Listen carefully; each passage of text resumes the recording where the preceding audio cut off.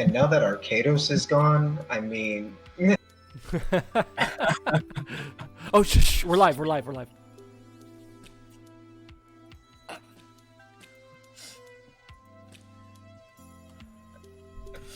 guys, so what is your preferred drink? Are we talking alcoholic or non-alcoholic? Alcoholic. And of all choices, not just, what you might have currently. Oh. I like a whiskey sour sometimes. That's kind of one of my favorites. Old fashioned or Crown and Sprite with a lime. It's my go-to party drink. It's secret because you can't taste the Crown at all, and then you have like 6, and you're just like, oh, hey, I'm very heavily intoxicated. Oh, fuck. Oh, that felt. Oh, that's smooth. That is smooth.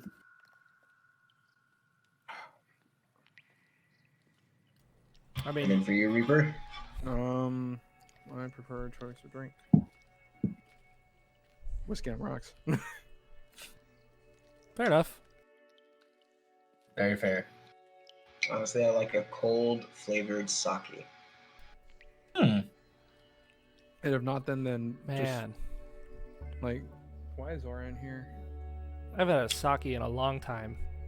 I know. Yeah. Spice black rum. There you go. Get some cracking in you. You like it warm, right, Matt? I still have some of that. You don't My like it warm? man. Like, I mean, it's Texas, so I don't like warm drinks, are just kind of like eh. But I've had like some good Fiji apple sake and like peach sake and shit, and that stuff chilled is delicious. How do they do this? Because that sounds amazing. I worked at a sushi place, and they just had a bunch of awesome drinks. So I'm not going to say I love you and I hate you at the same time, but I love and I hate you at the same time because that sounds amazing. It really does. I need to get my hands on some. I've gotten used to that. I forgot to sign into Foundry. I will say, in terms of normal drinks, I'm a honey whiskey man. There we go. Can't go wrong. That's good. But you know what goes really good with honey and whiskey? What? How about a brand new affiliated episode of Heathens and Silence. Some whiskey. Welcome to the show, everybody. I messed up that transition, actually. That wasn't very good. Hello, everybody. Welcome to Heathens and Heroes. It is our first affiliated stream. Everybody, let's give us I think, you know what? I think we all deserve a round of applause. Let's just go ahead and throw that in there right now. Thank you. Thank you. Thank you. We really do appreciate you guys being here for our first affiliated stream. It's very special to us, and it's very special for us to be sharing it with you guys today. Thank you so much. Honestly, when it came down to it, I can't believe we were going to get to this point. I mean, it's really exciting to know that we have a supporting audience, and everybody's here to watch us, and just we love having you guys here, and we're just getting started. So thank you for joining us on this journey. Before we get started, I figured I'd go around and see if everybody had anything to say before we get started. I just want to say thank you again to all you guys out there that watch and followed, and it really was a long time that I felt was like a blink of an eye, and we're here. It's amazing. And to us, boys, we've reached affiliate. Cheers all around. Love you guys. Wouldn't do it with anybody else. That's a fact. That's a damn fact. Anybody else? Y'all coming in, seriously, like, goddamn. Y'all coming in to make us affiliate. All of y'all that already subbed before we even did our first affiliate stream, fucking amazing. Y'all have the founder badges. What's up? I want to thank all of y'all, and for those of y'all that don't sleep, thank you. Fair enough. Matt, do you have anything you want to say? I mean, there's just all the love, man, all the amazement that what y'all have done for us, and how, it just came together all the more naturally because of all of y'all hanging out with us and doing everything and as well. And Special shout out to Trix and Avenged and those of y'all who came through for me last night and helped me out as well. Much love for y'all. I appreciate all of y'all so much, and y'all are the best community. Just saying. And that's what it really comes down to at the end, right? It's just this giant community that we're building. And I mean, all of us have our respected friends and everybody else who comes and supports each of us on the stream. So thank you to everybody who's supported all of us through our journeys on Twitch. We really do appreciate it. Honestly, we can't thank you enough. And we got Doomed Atlas. Troy's on his way to getting affiliate too. So Troy, this is for you. Congratulations. When you get there, we're getting there pretty soon. I promise you, buddy. Yeah, I mean, so really that's all we kind of wanted to start off with. That's the end of the show. We'll see you guys later. Thanks. No, I'm just kidding. We're going to go ahead and get started. Again, thank you guys for joining us on this episode of Heathens in Here. And without further ado, we're going to go ahead and get started. So, hello, adventurers, and welcome to our first ever affiliated episode of Heathens and Heroes. This is episode 12, moving forward. I am your host, Connor Coates, a.k.a. Craigor Theron, and thank you for joining us on this journey that is Heathens and Heroes, a podcast where 4 friends get together and play Dungeons & Dragons as well as they know how to, which isn't very well. Aside from our wonderful Dungeon Master, Matt, and your 3 heroes, Ramus. Hello. Nandor. And myself, as we go on a treacherous journey through the Underdark. And the journey has not been an easy one. Will our heroes escape with their lives, or will the heathens of the Underdark devour their souls? But before we get started, we also wanted to give a dedicated shout-out to our friend FNH Paul, who is running a 12-hour charity stream tomorrow for Stack Up, a charity designed to use video games as a vehicle to help military members with suicide prevention and battling depression. But we're going to tell you a little bit more about that before the break, so just stay tuned and we'll talk about that a little bit more. Until then, I will now pass it on to our Dungeon Master, Matt, to begin the next episode and chapter of Heathens and Heroes. Matt? Last time, in the Underdark, our group of adventurers, along with their companions, had made their way to the deep, to the Dark Lake, where they found themselves at the edge of a Kuatoan village called Sloopadoop. Going along and with this plan of the Kuatoans, they made their way into the village, where they encountered a wide variety of crazy, to be honest, as all of the fish folk had 2 very different religious ideas, one towards the Deep Mother and one towards the Deep Father. And with this ideological difference, they were split to a point of no return. And with our party members' help, they started a civil war. And with Darendil's help and Ramus, ended a civil war where the priestess blip blip blop she finished up her ritual by giving her life before the altar of the Deep Father at the edge of the Dark Lake, summoning Limmy Gugan, which you all later found out was really the Demigorgon. And with its rise came absolute terror and mayhem across the village as Kuatoans went mad, including a little bit Ramus, Ront, and Craigor, which led to Arcados and Darendil, with their minds intact, telling Nandor to grab Ront to escape so they could buy some time. The last that was seen of them was this streak across the sky of Arcados's brilliant, radiant form being flung out by one of the tentacle arms of the all-powerful Demon Lord. With that, they made their escape deeper into the tunnels from which they came and continued to push themselves until they could push no more, where they collapsed, and one by one, except for Ront, fell asleep.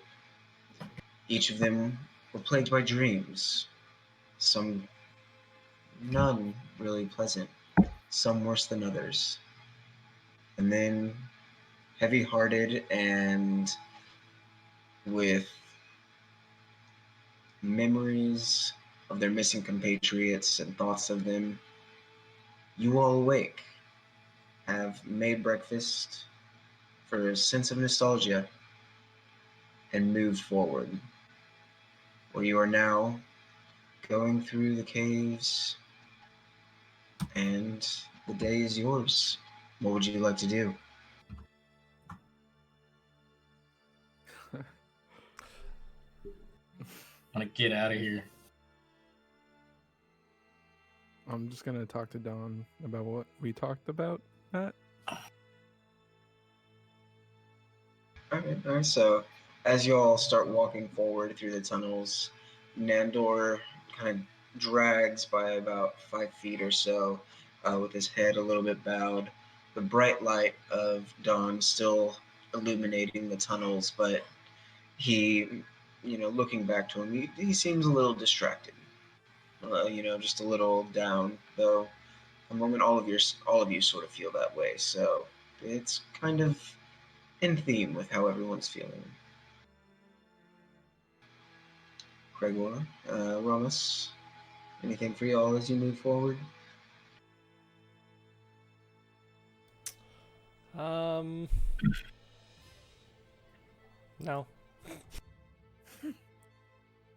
So we're just fast forwarding, or what's up?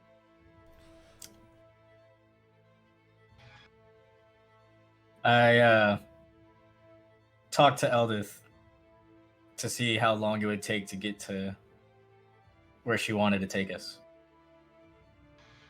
Oh, the capital of Gauntlgrim. It's, well, honestly, it's hard to say. I've never really been this down deep into the Underdark before. If we can find someone who can get us close, I can know the rest of the way, but this side of the Dark Lake, I have honestly no idea. Maybe 2 to 3 weeks if we choose the right tunnels, go the right way. And We need to find somebody. Yep. Well, my thoughts were to use the Kuatoans in their ferry service, but, well, I don't think we'll be doing that now. Uh, um, do you know, the only other option I know right now that I've heard is maybe the deep gnomes of Blingdenstone, but I don't know the tunnels leading directly to them from here either. Are they hostile or safe? I never really had a problem with many of the deep gnomes before, although I've never had any dealings with Blingdenstone itself. Although I've seen once or twice a few of their caravans come up to Gauntlgrim, so they were last time I saw.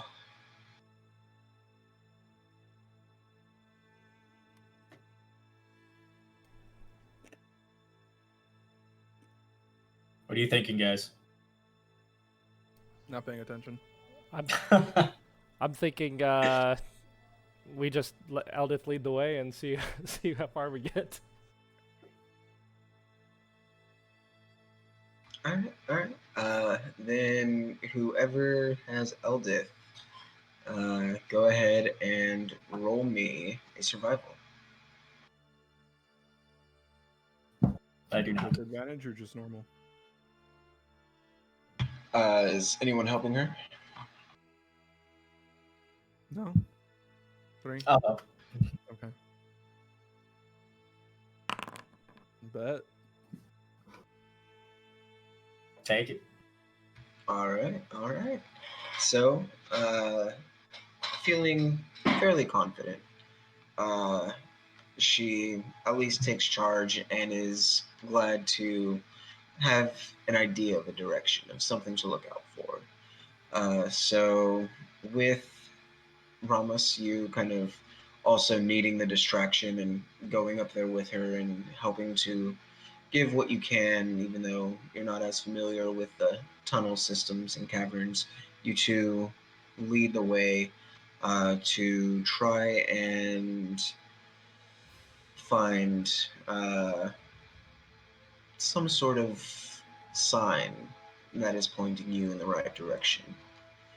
As you go, Eldith, kind of leading up with you about 10 feet and everything, ahead of the rest of the group, kind of looks back and looks up to you. So, I saw what happened there at the end of all that. Are you okay?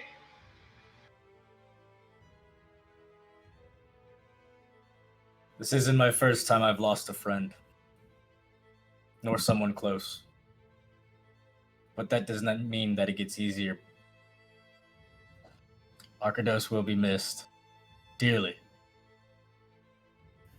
But he wanted us to survive and to keep moving. His sacrifice will not be in vain. Remember that. She gives a respectful nod, and then kind of reaches out, pats your arm a little bit on the side, kind of awkwardly, and then just kind of continues to move forward with you, looking for small signs and things like that. Backtracking for about hour, 2 hours pass. Probably at this point, Nandor, the conversation would have ended for you. Okay. Probably would have learned the most of things that you really wanted to learn. Anything else would just be sort of embellishing. Okay. But yeah. And as she's going, she kind of stops you, Ramos, for a moment as y'all come to a junction that of two other pathways. One leading north from y'all, one leading kind of southeast. Y'all coming in from the west, just to kind of give some perspective. And she looks over to you and then back to the others and goes, we've got some prints here. Bit small. I don't know about Deep Gnome Small, but they are definitely heading down that pathway, and she points up the north one as well. Can I investigate the tracks? Go for it. Roll me a nature, because you're trying to determine what left. Yeah. Yeah, so go ahead and roll me a nature. I'm an album. Fucking A, Connor. Hey, you're too slow, man. Hey, you guys go ahead and try, though. I mean, hey, I don't know. You might be better. Doesn't it make it more difficult, Matt? Yes. Yeah. So disadvantage? Increased DC. Okay. So nature. Okay. Yep. Oh my god. That's what I fucking thought. Today's not gonna be my day, and today I'm gonna die. Oh boy. So you, Nandor, you see Kragor start to go to look at it, and you just kind of look over. Yep, there's a prince. And then you look back down at Dawn. Kragor, you walk over and kind of kneel down. They're a little bit smaller than humanoids, or your footprints or Rama's footprints in terms of length, but they're also a little bit wider than y'all's feet. You're not sure what left it, but that is about what you gather. Yeah, I'm not too sure, guys. We'll have to keep moving. It doesn't look very friendly, but we'll see when we get there. Does it have any toes? I don't know. Why don't you come and look at it, Ramos? Eldith will say, well, I can tell you that there's more than one in the group, and I don't think, they might have toes, but it looks like a sort of boots, worn, beat up, not very good repair. They might be familiar with this trek then, or other travelers. All right, so y'all make your way then, starting to head up this northern passageway, and the tunnels stay at about two-person abreast size, so about 10 feet wide, easy enough to travel through for y'all to make it through comfortably. And they seem to continue on for a little while, as you at first have about 10 minutes, 20 minutes that pass of just kind of tensely following these footprints, not really knowing who or what is on the other side of them. And as you travel, uh, with Ramos and Eldith still up in the lead, uh, let me see. So, real quick. Eldith kind of stops at about 70 feet back or so, and goes, I see a light. Ramos, everybody. It's faint. Doesn't quite look like firelight. And you kind of follow the point, or where she points, and you can see very faintly at the end of this almost straight tunnel where it just kind of begins to curve to the right a very little bit. There's this almost faint, soft white glow, almost like a LED or lamplight or something of that nature, like that just white fuzz to the glow rather than like that flickering yellow light of a torchlight.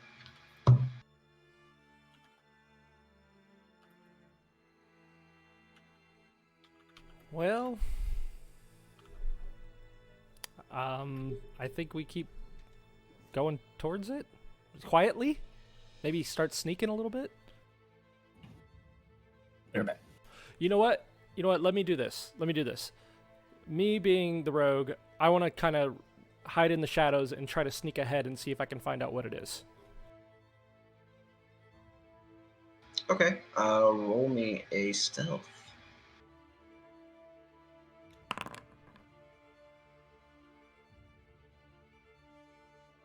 Not too shabby. Not too shabby. 3. Fuck.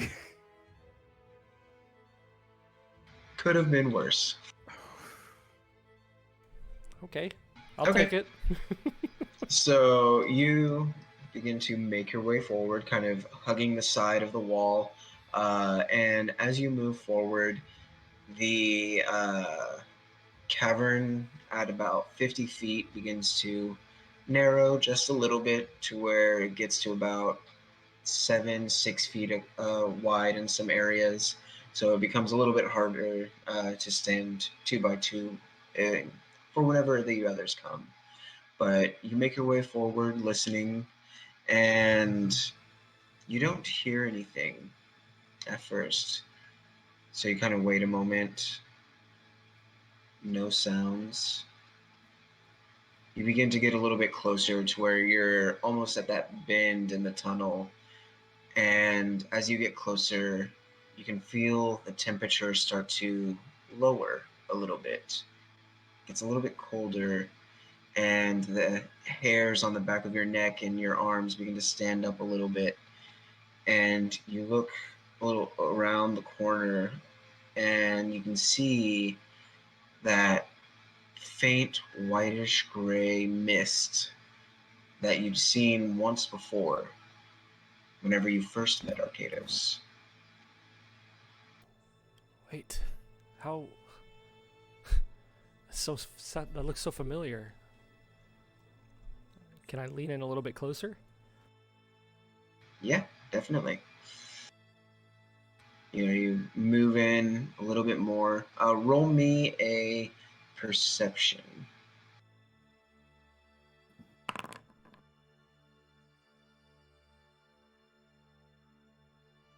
Not too bad. All right. Not too bad. You look out, and the mist kind of roils a little bit here and there and shifts. Doesn't look like there's much airflow causing it to stir in here. It looks like it's almost kind of settled like a fog to a swamp. And as you're looking out, you can't really see beneath the mist. but you look a little bit closer, kind of along the path where you're walking, and you can see right at the edge of where the mist is trailing out, the earth becomes this deeper brown color versus like the blackish gravel that you've been walking on, and you can see these little chunks of it in it as well. It looks much looser, almost wet. Might even be this mud that is down there and thick within the thickness. And faintly out there in the distance, you can see what almost looks to be like a small little mound of mushrooms growing towards the middle of the large circular mist-filled chamber that you see ahead of you. Okay. Before I move any closer, I want to kind of go back and tell the guys what I'm seeing. Let's just say I don't see anything threatening. Actually, this is me telling them. Guys, I don't see anything threatening up ahead, but there is this familiar white light, almost like the light I remember seeing around Arcados sometimes. I don't know. If you guys want to check it out, we can move forward. Let's go check it out, and I start walking. Be cautious, everyone. Yeah. I grab him and throw him into the wall. I'm already ahead of you. Too bad. I grab him and throw him into the wall. And I look at him and I tell him, Nandor, now is not the time. Yeah, it wasn't the time for Arcados to die either, but we're still here, so. It's never up to us when we die. Whatever fate deals us, it deals us. He made his choice. He sacrificed himself. We're here. Don't mess with him and his last request. Don't take it in vain. He wanted us to survive. Let's honor that. I have to agree with Ramus here, Nandor. Arcados' last wish was for us to live our best life and to help others around us, and we can't do that if we go in rash. We'll be fine. Then you go first. All right. That's what I was doing anyways, but sure. I hold the group back and let him walk at least 10 feet in front. I think he's hurt, Ramus. We just got to kind of give him some space, That is enough space. I gave him space, but he needs to learn. Emotions are a tricky thing. I know where he's coming from. He needs to deal with it. We can only guide him. It's up to him, not us. Fair enough. Alright, so y'all begin to make your way forward, Nandor, you leading the way. And you all come out into this large room filled with that faintly glowing mist and fog that's pervading the ground and covering it all with this dim light. And Arcados, you walk a few steps forward to where, I'm sorry. As we were talking about, like, Nandor. You walk forward to the edge of this light and kind of look down, and you can see the faint little bit of mud that is sticking to the edge of your boot as you stand there. What would you like to do? What will I like to do?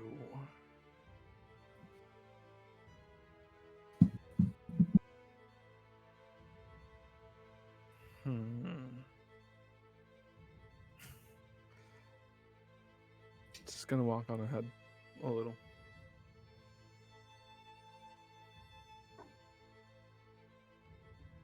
Like right here, essentially. Okay. And roll me perception as you walk in.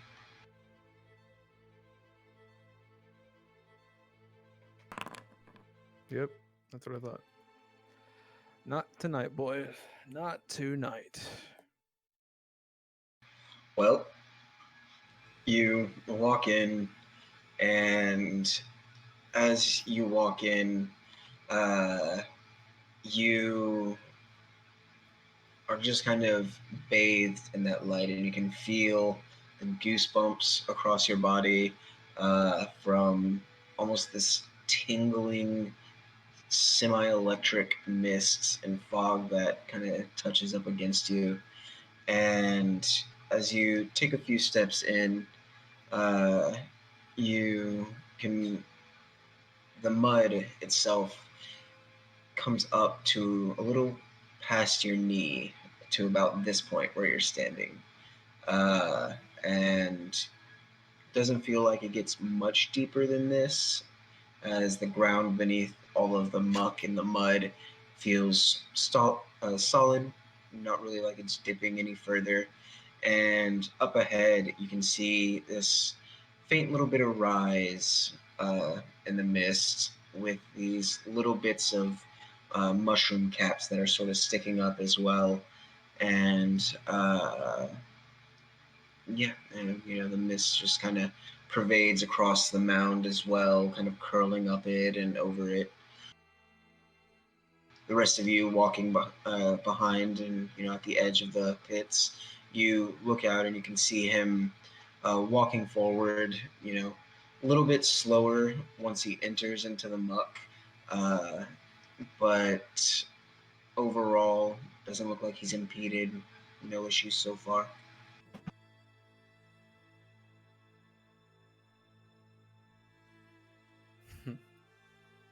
It seems fine, guys. I don't see what could go wrong. It's just mud. I know, but it seems like every time we think nothing can go wrong, something always goes goes wrong. All right, just be cautious and see if there's anything that we can gather for resources. I don't know, food, water, something. Do we do perception checks? If you want, you can either do perception or investigation.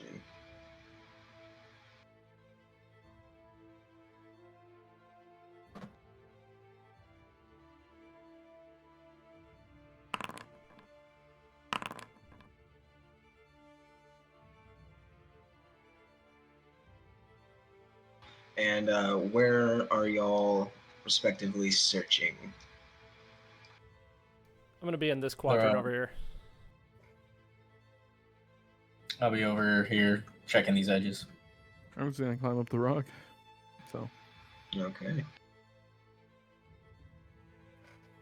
So you all kind of step in, and Eldith, compared to the rest of y'all, is just like, "Oh God, damn it! It's all up in my pants.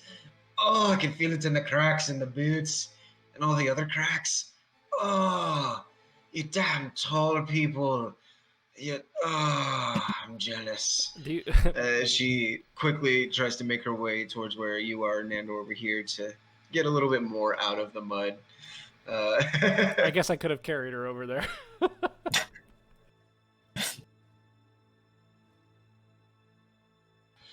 And Runt begins to search kind of around the area as well. And so Ramos, following along the side as you just kind of hug this edge of the terrain, you are going through kind of kicking at a few things here and there, seeing if there's anything below the mud that you might have missed in the process. And as you're going along, your foot catches on something that kind of stops you for a moment. And you reach down and end to pull out what it was, and you can see this eroded and torn up, rusted chainmail cuirass that has looks like part of it was torn at about the chest, abdomen area, and everything. But yeah. This isn't good. As you're discovering this, Gregor, you're making your way up this side over here to this edge, and you can see as you're walking that as you get to about, just this area, you can see that sticking out, not really out through the fog, but you mostly just kind of see it with that perception and how close you get to it, that over here there are also some mushrooms that have formed almost like a little small island amidst the mud in this area. And you can see a larger mushroom stalk that has started to form over in this area as well. Okay, can I investigate the mushrooms, see if I might know what they are? Maybe if they're different from ripple bark. Yeah, for sure. Roll me a nature. And Nandor, are you doing anything up on the little mound that you got up on over here?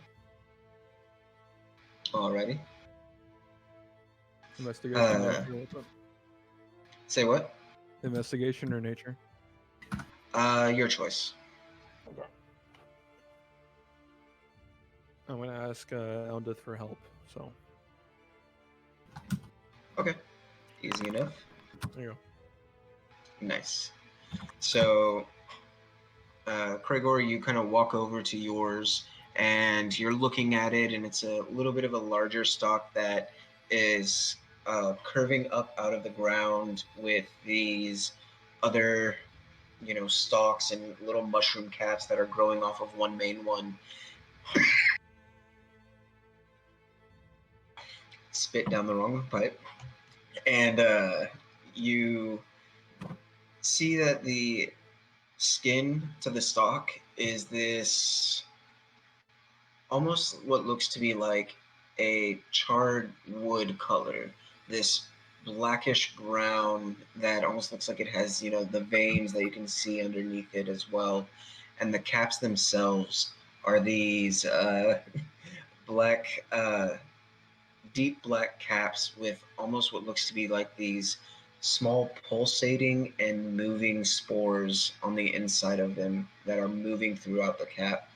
And Nandor, you and Eldith, as you're looking over your mound over there, you can see that these are very much the same color and style as the ones that Nandor see, except they're much smaller, more numerous, kind of growing out of the muck that is there.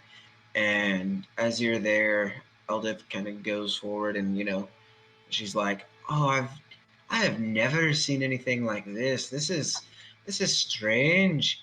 And she pokes it, and as she does, it As she kind pokes of out, I'm gonna pull her back. shifts a little bit. What was that? I'm gonna pull her back as soon as she pokes it. All right. It shifts just kind of a little bit, and then you hear this as the muck and mud begins to move and shift, and you can see the mushroom beginning to rise, and they rise to about a 4-5 foot height, and you can see that they are attached and growing out of the back of a Duragar, like the one you had seen captured in Sloopadoop. Except this one is covered in grime and muck with torn armor across it and these other smaller growths of mushroom protruding out of its chest and ribs and arms. And you can see that it's taking over the body with its face slightly distorting. And as it stands, you see the red spores on the inside glow with this bright red intensity for just a moment. And as it does, all these other red lights begin to appear throughout the fog as more mushrooms begin to rise. They are all in varying states. Okay, as they start to rise, I'm gonna say, Eldith, why'd you fucking poke it? For the love of God, woman. Meanwhile, I'm pulling my hand away without anybody looking. Yeah, why'd you do that? I thought we were picking some. Oh my, sorry. And with that, Yeah. I'm gonna have y'all roll initiative. Yep.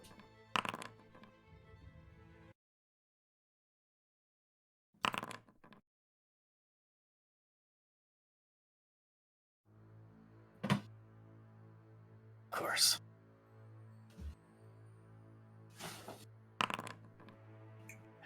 And then Ront needs a roll, and we'll be good to go. It's time to fight.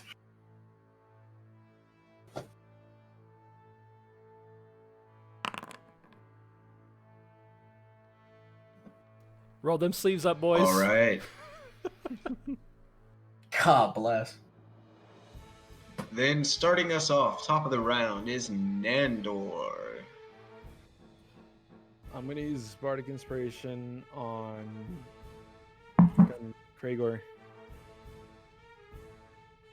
I'm glad you pulled your hand away, you fucking idiot. And then I'm gonna take out Dawn, fucking spin it, and light her up, and then just like swing at this thing in front of me. All right.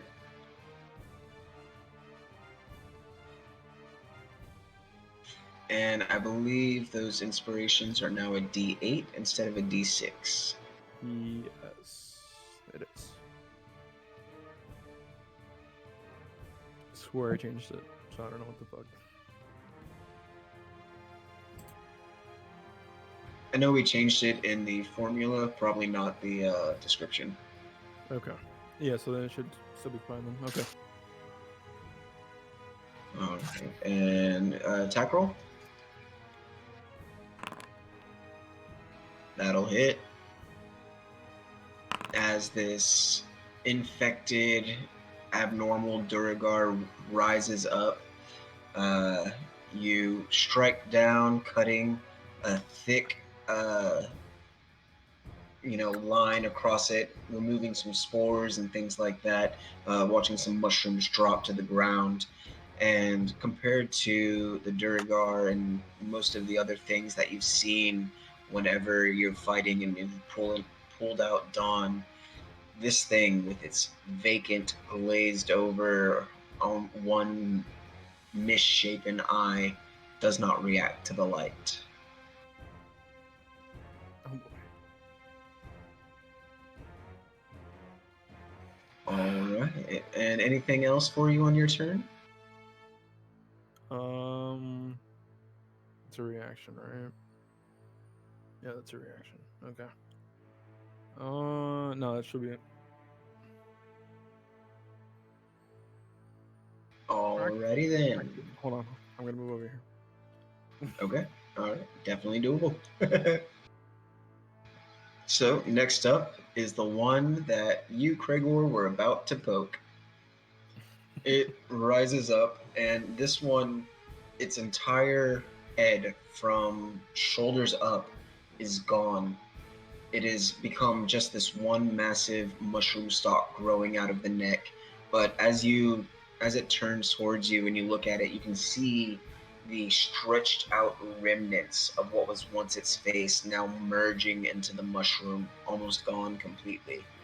And it turns towards you with its, almost wood carved face, and it pulls up this decayed, grimy war pick from the ground that has this bits of mud and everything dripping off of it, and it just swings it up towards you.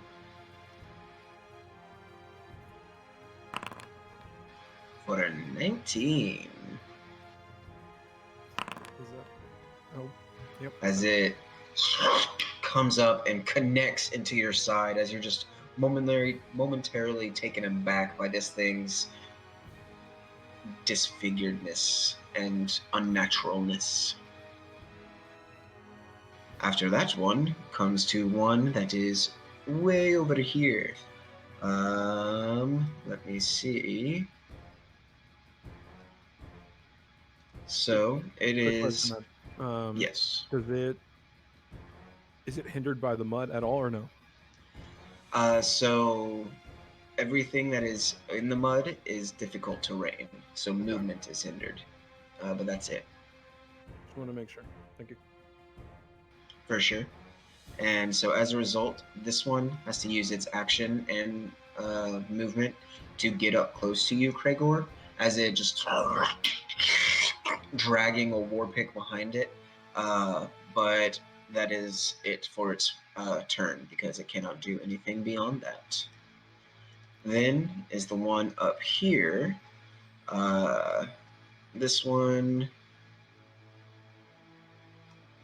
is going to just use its action and bonus action, or action and movement, to get close enough to reach you, Nandor.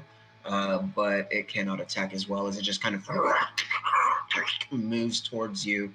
And Ramos, as you're staring at this chainmail piece and everything, kind of about to call back and warn everybody of what you found, you look over your shoulder, and silently, as there was, no alarm, you just kind of heard Nandor yelling at Kragor. You're like, what is going on? Oh, what would you like to do? No sound. Hello. Yeah, Sorry. you're good. Quickly dash over to the one that just came up on Nandor and try to tackle it away from him. So, difficult terrain means every square is now 10 feet instead of 5 feet. Gosh. What is it, 25 or 30 again? You have 30 feet of movement. Okay, So, yeah, you that's... can move 3 squares in 1 turn. Can I use the dash? It's an action to dash.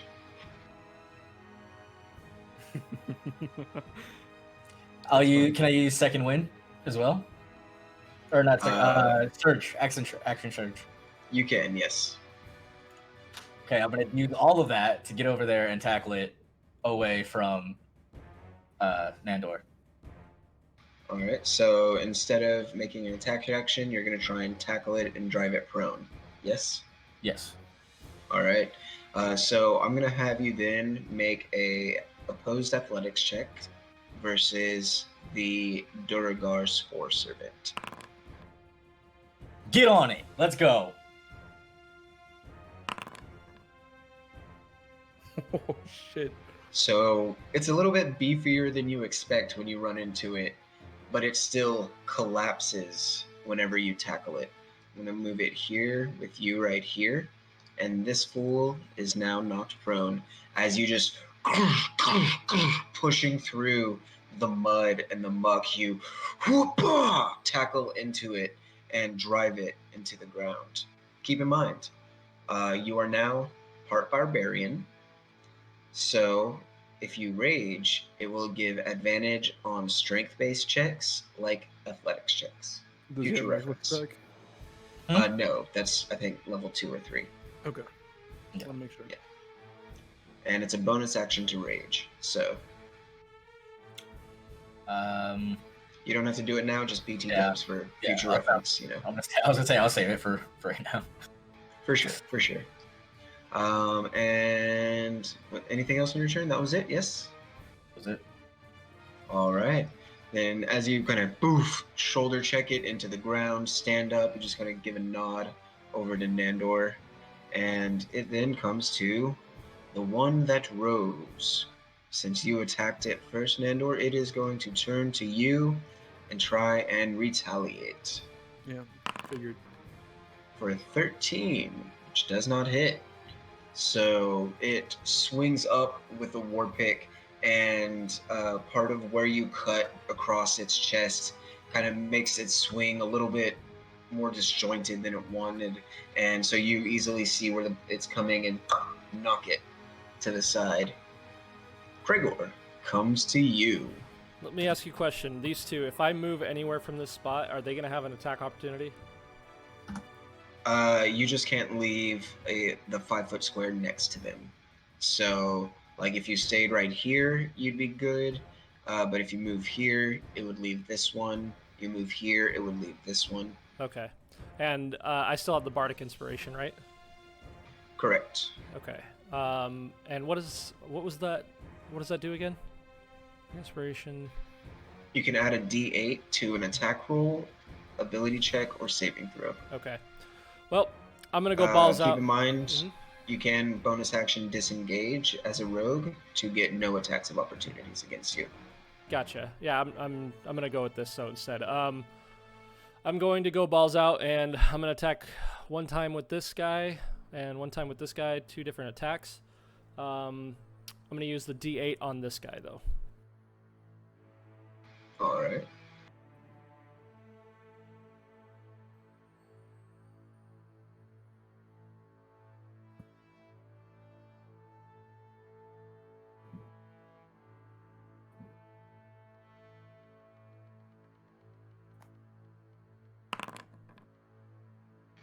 $17 will definitely hit. So you come up with the dagger, pulling out your dagger and probably short sword at the same time, and you cut one side up across the shoulder, dealing 8 points of solid damage. I'll take that. And then my next attack is gonna be this here.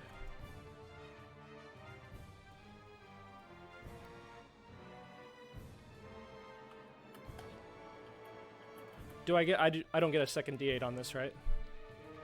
You do not. Once the D8 is used, that is it for it.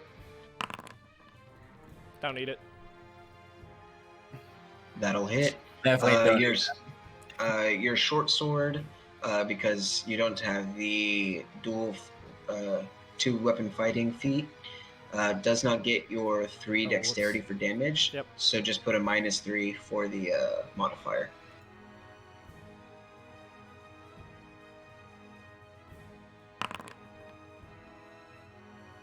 Still a solid 5. Yeah, I'll take it. As you become a muddy whirlwind dervish, cutting up the 2 around you. Take that. Then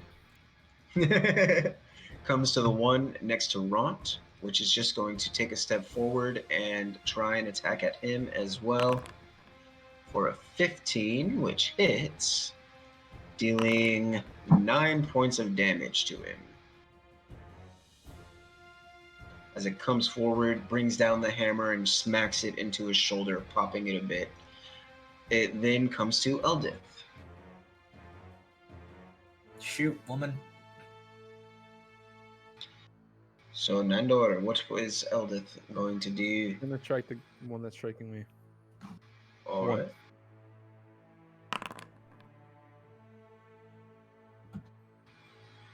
She does have advantage for flanking. Okay. Oh yeah, you're right. I don't know why I did that again. Doesn't matter.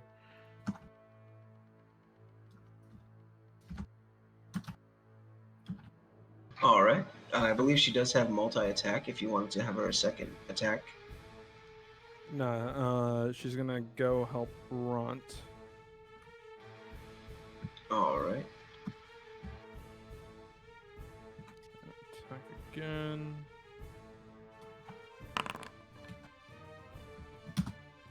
And 13 is a little under. Damn. Okay. All right. Then she's So- gonna move behind it afterwards. She doesn't quite have enough to get there once she enters yeah. difficult terrain. So she tries to bring up one blade into it, and it reactively twitches back and knocks her hand off to the side. So she kind of spits off and looks over, seeing Ramos, and is like, "You got this!" Runs over to where Ront is and tries to make an attack, but as she goes, there's a bit of mud that comes up, and you just hear this, "Ah! Oh God, this tastes horrible!" Then next it comes to Ront. Get him, Ront. So he's gonna attack. He's gonna straight up attack. Alrighty. So first attack. Unfortunately, a little bit low, as he kind of makes an offhand swing, looking over at Eldith and just being like, "Oh, I don't need your help." Then he goes to make a second attack. 14 is still under. So he swings out with the dagger as well, but it catches into the mucky armor of the spore servant and just doesn't pierce through enough. Coming to the top of the round is Nandor. Okay, so I'm gonna move over here. I'm gonna use Healing Word on Kragor. Oh my All gosh, right. that's so nice of you. Yeah. Don't get used to it, bub. Okay. I was gonna say something Actually- along those lines. Yeah, Healing Word. How much damage have you taken? 7. Yeah, I took 7. Okay, I'm just gonna do that then. Get 4 back. All right, and Nandor, I would also like you to roll me a d20. Thank you, Nandor. I said thank you, Nandor. Hang on.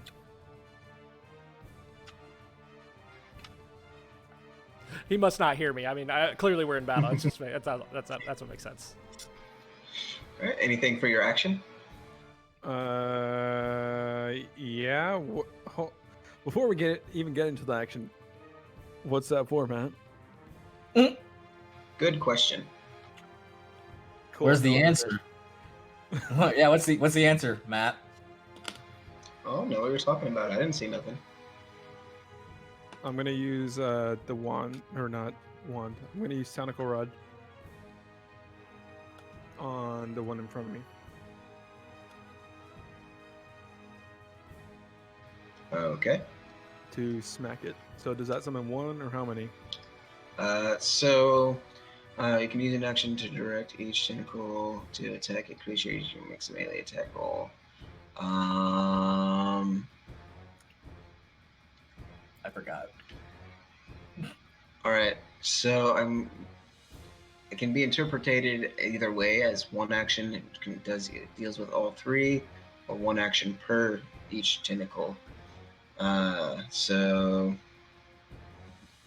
I'm gonna go with 1 for all 3 because they only do a d6. So the tentacle rod gets 3 attacks.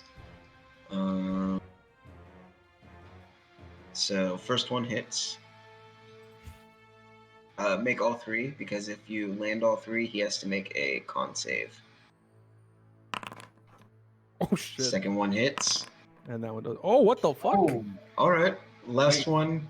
The last one, like, instead of flinging out, it just kind of spasms on it. Doesn't really go anywhere. like a Harry Still- Potter spell, kind of. Yeah. You know, whenever he loses his bones in his arm. Yeah. It's still learning the fine tuning of it.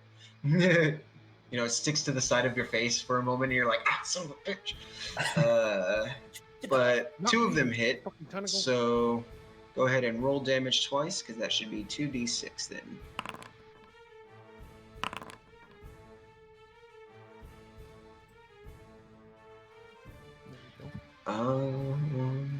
All right. Whack.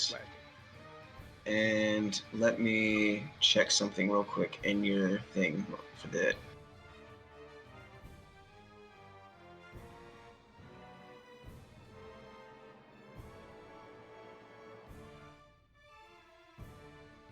Yeah, no, it doesn't look like it adds your weapon or dexterity or whatnot. So 9 points of damage to this one, yes? Yeah. The one by Romus? Or the one No. that you were attacking? The one that I was. Okay, making sure.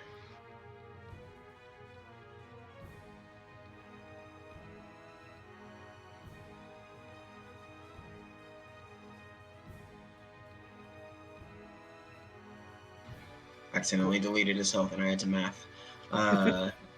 All right. So after that comes to the one by Kragor. It is going to once again try and bring down the hammer. But an 11 does not hit. So you quickly just kind of sidestep as it smacks into the ground or mud next to you, sending up a spray across your side. Then Gregor, after you should have that, said Olay. I'm sorry. You should be like Olay. Olay. Yes. after that is the other one next to you, which hits for 17. As you dodge one, the other one catches you in the back of the legs, dealing 7 points of damage. Next is the one that is prone next to you, Ramos.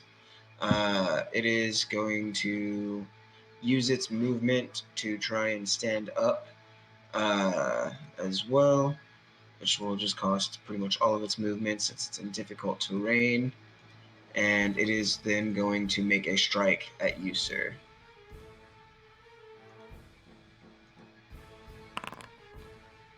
For a 12, which definitely does not hit. So, Ramos comes to you. It's time. I bust out the great axe, and I go for a swing.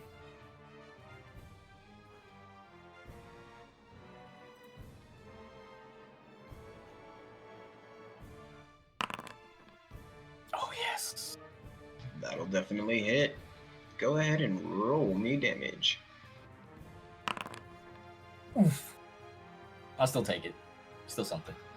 You do have Savage Attacker. I do, don't I? I'll take that one. I think that's a little better. That's for sure. Alright, so you give a clean slice into it, and it strikes into the side, cutting deep, and it now kind of hinges and breaks on it. Afterwards comes to the one that you striked with your tentacle rod, Nandor, which is going to once again try and come at you, bringing up the war pick for a 9. So you just lean back, using the tentacle rod to fling the attack a little too wide to hit you with the 2 that actually struck. And then it comes to Gregor. Excellent. So is his axe still stuck in the mud at this point, or no?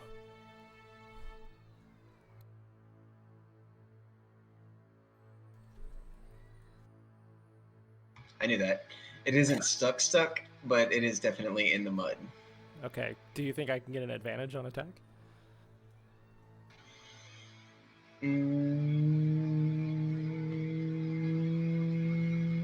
No. All right. Oh, it was a nice try. It was a good try. It was a good try. Yeah, I'm just gonna go with a basic attack on both of them again. I'm just trying to get these guys down. Let's do Alright. Dagger Venom on the guy at top. Alrighty.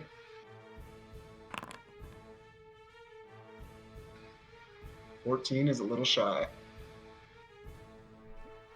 All right. As it's coming out and it strikes out against this thick mud coating that it has across its body, not quite biting deep enough. Okay. You know what? Just because this guy is a lot weaker, I am going to attack him one more time. Alright. And it's going to be with the dagger. Sounds good. And it doesn't matter. God damn it. So you go to strike into him, Oh no. and the dagger catches into the mud, and like your hand actually also gets stuck in the mud on his chest for a moment.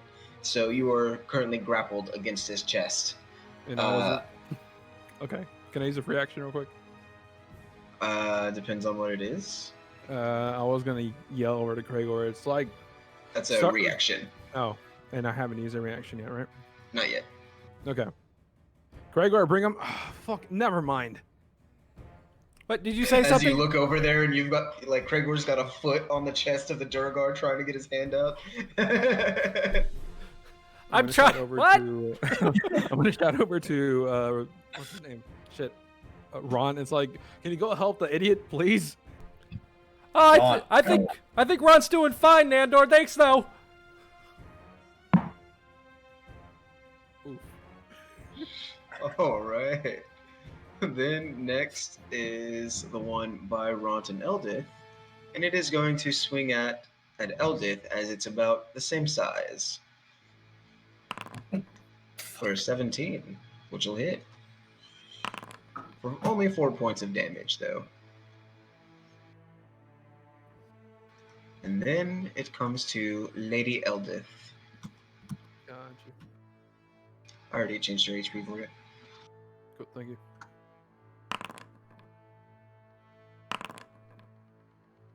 Hey, The second one definitely hits. take it.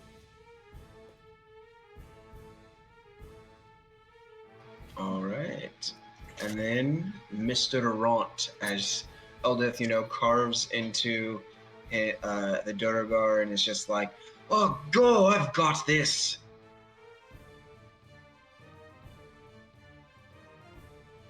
So Ront, with his 10, 20, 30, 20, he's going to use his movement and action to dash to get to the other side of this one from you, Krigor, but it took all of his movement to slug through the mud. So with that comes to the top of the round, Nandor. Here we go again. Hold on, I'm on a black screen because I was using Eldith, and it takes a second for it to come back. But I'm gonna do the tentacle thing again on that thing in front of me. All right. So if you could just do that. Actually, hold on, I got it. Okay. Scroll all the way back up. 3 of them, right? Yes, sir. Cool.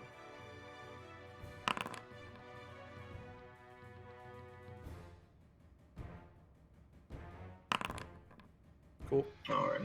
The second one is just under, but 2 of them hit. 2, 4. And if you want for future, you can also do /roll and then however many d6 hit if it's quicker. Okay. So 6 points of damage to this one. And as it strikes, you're knocking off bits of that mud off of pieces of, mushroom that are growing out unnaturally. And you can hear these cracks in one of its arms as the tentacles wrap around one and pulls. And it is torn up, falling apart, and barely hanging on. Any bonus action for you?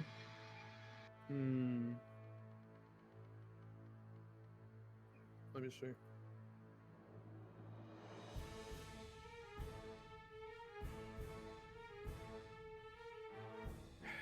I'm gonna give Bardic Inspiration to the village idiot. Again.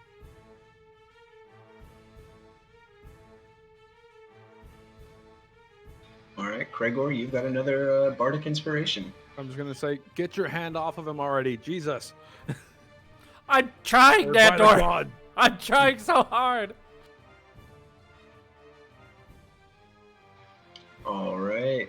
So now the one with your hand in its chest is going to use the moment to bring its mace down on you for a 16, which it's, yes. Or I mean, yeah, I guess. another 7. They're very consistent today. Then the one behind you, now, hearing the roars of Ront coming up behind, is going to turn towards the sound and making a strike towards him for a 10, which does not hit, as he basically catches the war pick by the shaft and it's just like, no. And then the Dodogar with you, Ramos, is going to once again try and bring up its war pick, catching you in the side, but your shield swings around to catch it to no avail. they're unable to get through your nice armor.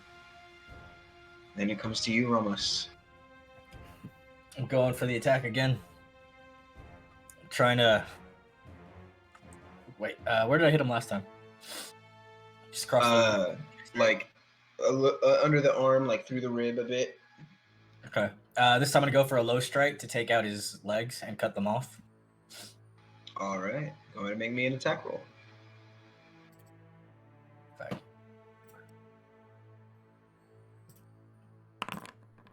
Yeah, buddy. That'll definitely hit. Roll me damage. I'll take it. Did you want to try your savage? Because you get it once per turn. Yeah, let's try it. I'll take the 9. Yep. That 1 extra helps. I'll take it. So you cut low and you cleave through one of its legs. The entire leg, just a little above the knee, just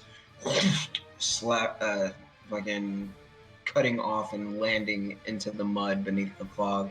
You just hear the of it landing it down, and you can see it kind of wobble as it does, catching it a little bit on its war pick as it still stands there, but barely. Anything else for you?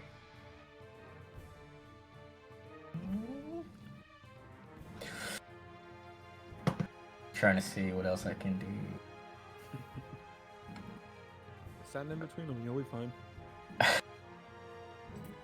We'll have the high ground down again. We will have the high ground, won't we? I hate you. You were my brother. It's the Minotaur fight all over again for Cragor, though.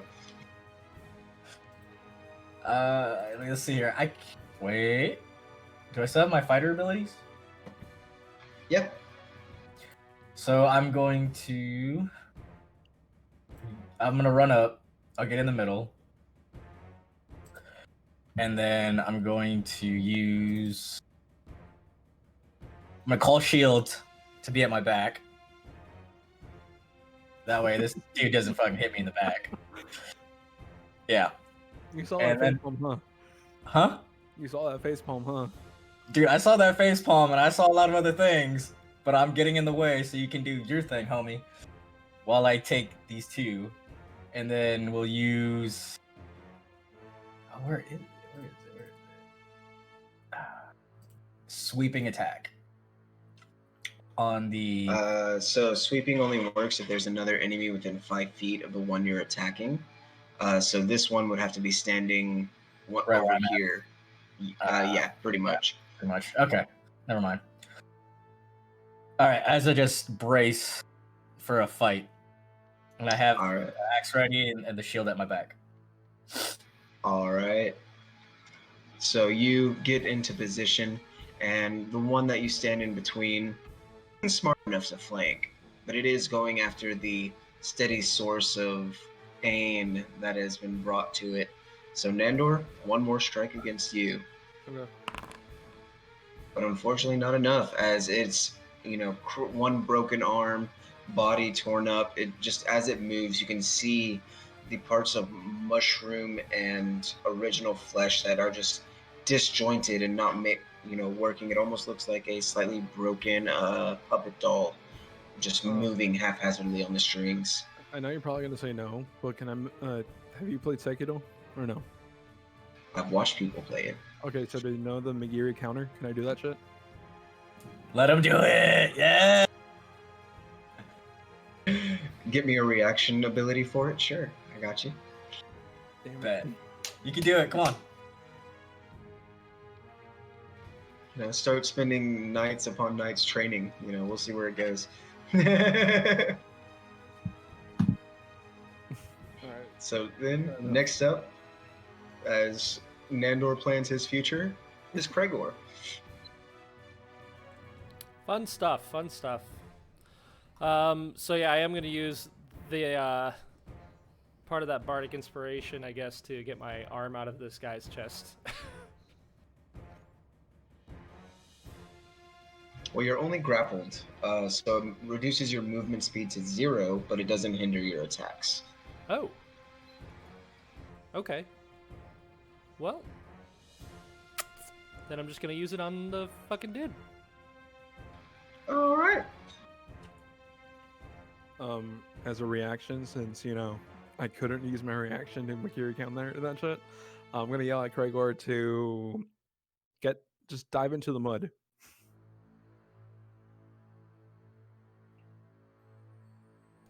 I mean, I I would. can't see you. Oh, you can hear me, huh? What? So what? When I'm yelling, thank you. When I need you. Oh, okay, I see what you're saying. I'm fighting with children. Nah. Oh shit! What was that? Oh my god, yes. I think that hits. Is that a That's a crit, would man. hope. Come on. was that a nat 20? That is one below a crit. Are you Oh my serious? That's a You natural gotta- 19. Matt, you Fuck. can shift it, man. Just give him Nobody's gonna that. be mad Just if you give just him- shift it. Just give him that, man. He's worked it. He's been battling too, guys. Give him that. Come on. All right, how are we looking on this guy now?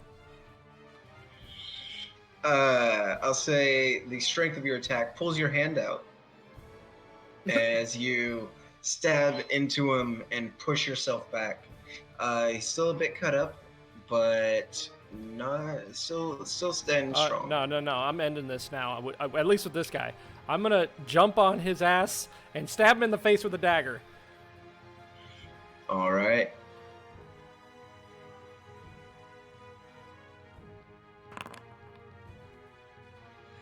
Just under. As you jump on his face, and the mud on him makes you slip Correction. as you're going. Correction. Sorry, I jumped on his ass. On his ass. You spin him around, you jump on the ass, but it's a very flat ass, so there's not a lot of purchase. So you just kind of slip right off right before you get the attack into it. It's not a Nicki Minaj ass. It's just very flat. Sorry, buddy. That's all right. Not enough stepping stone, man.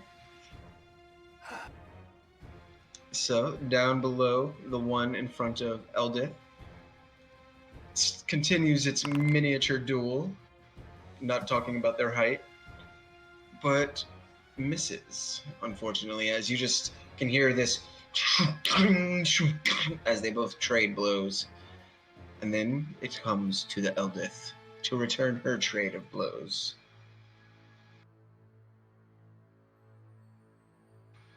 2 attacks for Eldith, Nandor. Black screen, here I come.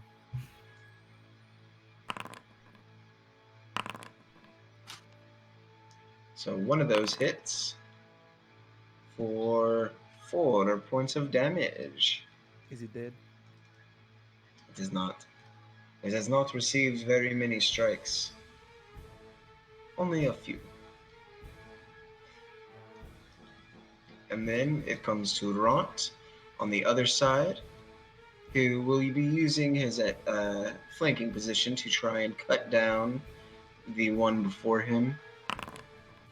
Ooh, the natural 20 to start him off.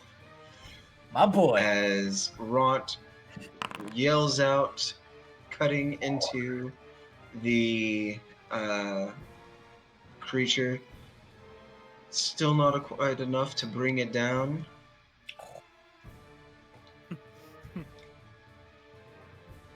And this one is... Alright, double crit for Ron. As he just, pretty much in his own rage, unleashes strike after strike into it, carving deep wounds across its back.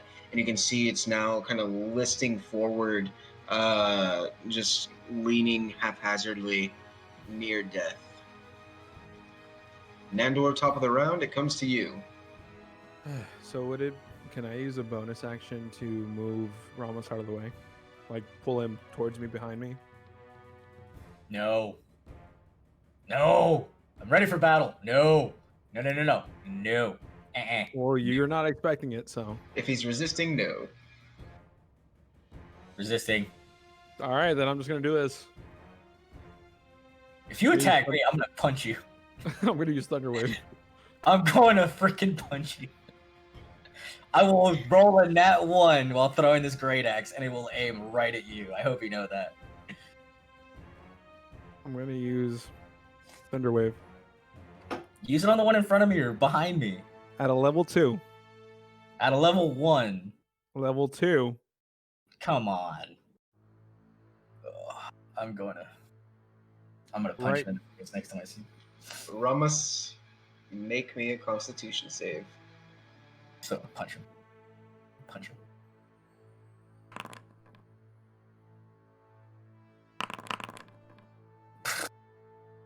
All right, so all three get launched. Roll me damage. Thanks, bud. And now also roll me a d20. Oh, I'm ready for this. I am so fucking ready for this. I hate you. Yeah, you shouldn't have put me up against the wall. I didn't put you up against the wall. I was saving your ass. So, Ramos, you take 19 points of damage and are launched 10 feet and are knocked prone into the mud, landing on your back and getting, or rather your side, so getting a face full of mud and now kind of covered halfway along your body, as the other two are just launched backwards, bits of them flying off as their mangled bodies kind of have the looser parts torn from them by the blast. And anything else for you, Nandor? Gonna use Healing Word on Ramos. No, You've already cast something of a spell slot, so you can't. can't this Yeah. round. you Oh can't. yeah, you're right. That's- You're right. You're right. 10 points, homie. 10 points.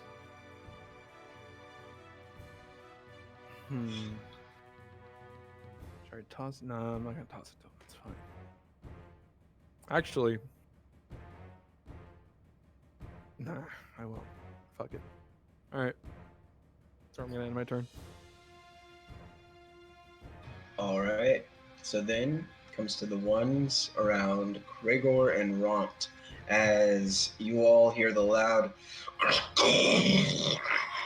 of the thunder wave go off near you. You have just a moment to look as they then make their strikes. Gregor, 21 to hit for 9 points of damage. Better heal him. Yeah, I'm looking pretty rough. And then the other one, after being torn into by Ront, tries to follow up to bring some damage to him and does strike, hitting him for 3 points of damage, just kind of catching him in the forearm as he goes to block it with his arm. And then, as their war picks lower, Ramos, you're coughing up mud.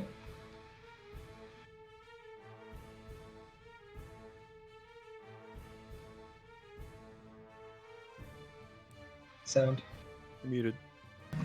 So these guys are dead, right? The ones Yeah. that you Yes. just underclapped. All right, cool. So I'm gonna get up. It's half your movement speed, so you've got 15 feet left. Okay, 1, 2, and then I'm gonna just throw my shoulder into Nandor here and push him against the wall to try to knock him out. There's no wall. All right, I'm gonna push him off the damn rock and hopefully get him some fucking mud in his face. All right. God. Nandor and Ramos, athletics.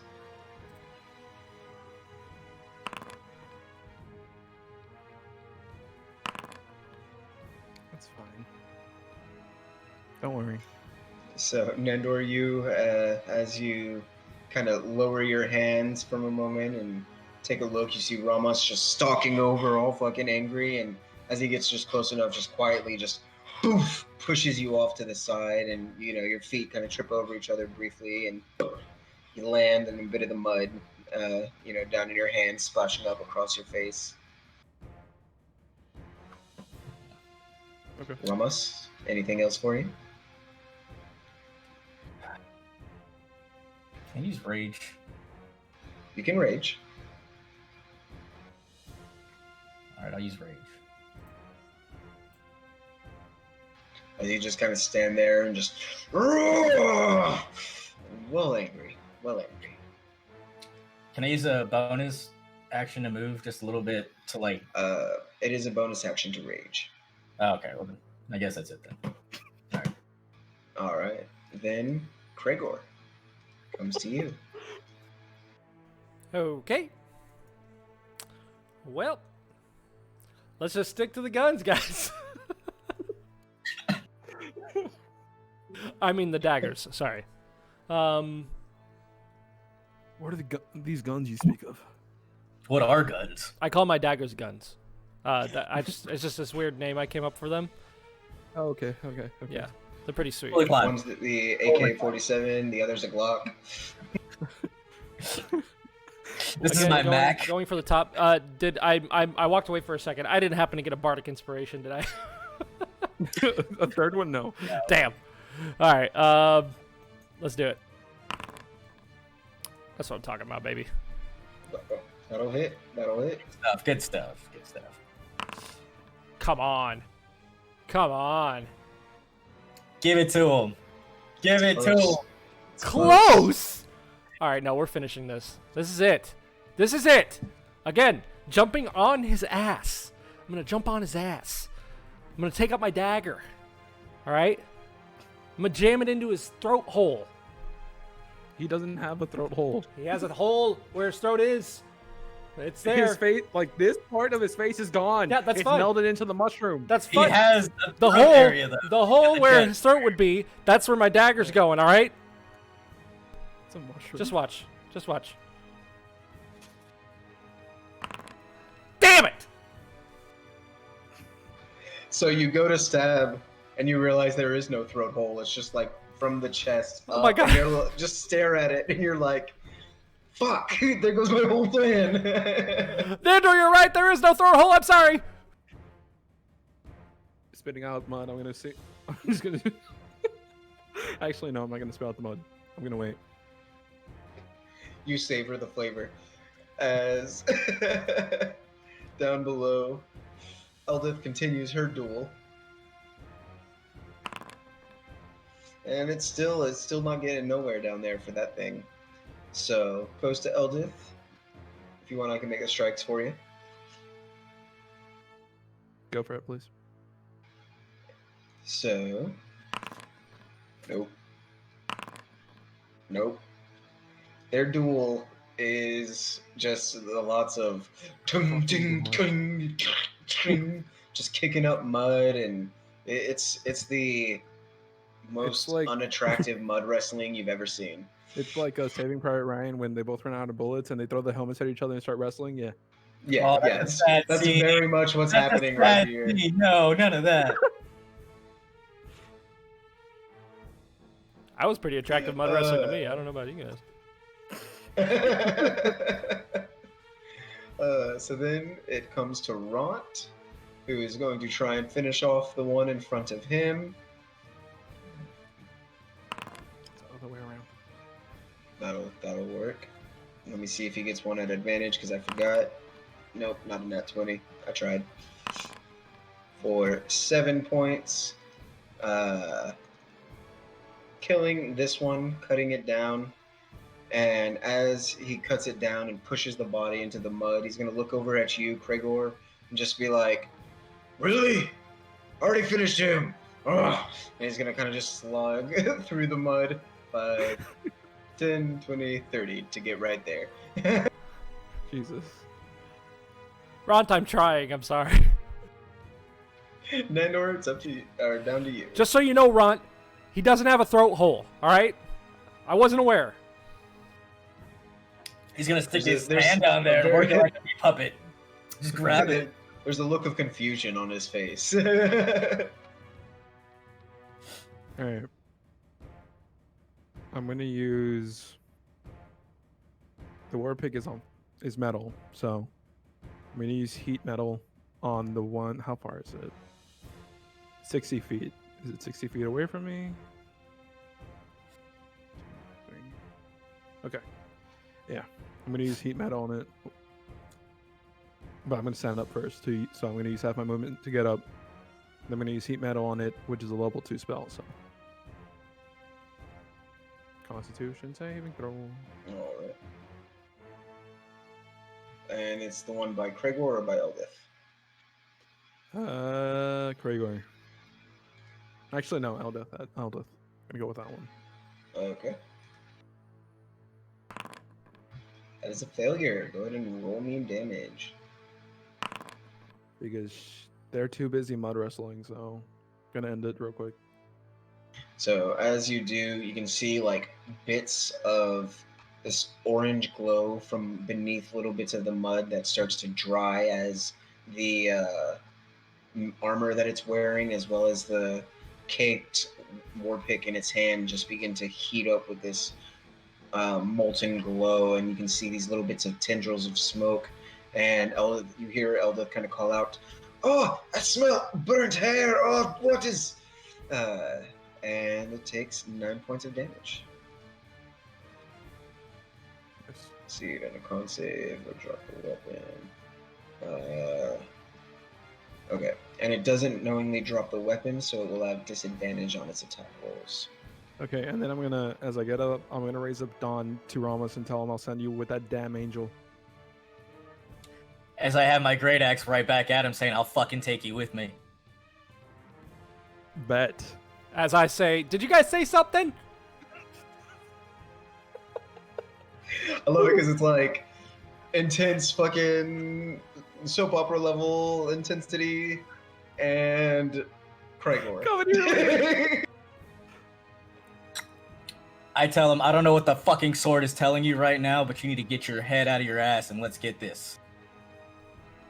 And then I tell Ramos, no, I got plenty of ripple bark. We can make waffles later. Don't worry.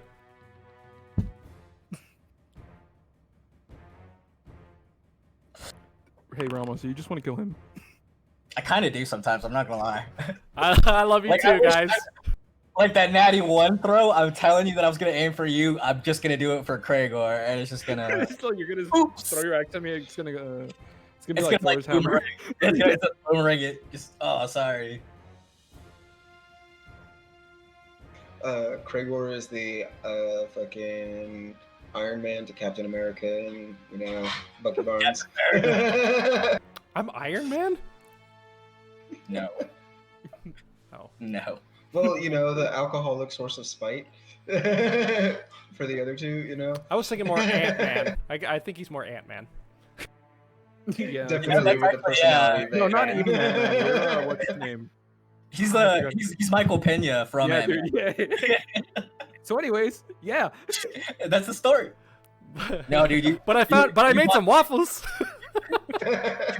You bought the ticket, man. Now you gotta wait for the ride. I'll take that. I will take that any day. Well, as this is happening, the one in front of you that is trying, you've been slowly whittling down, Kragor, tries to bring its hammer up at you, and you're just kind of like, no, I'm going to make a throat hold, back off, and you push the hammer away. And then, Ramos, it comes to you. Sounds just like me, Matt. I got you.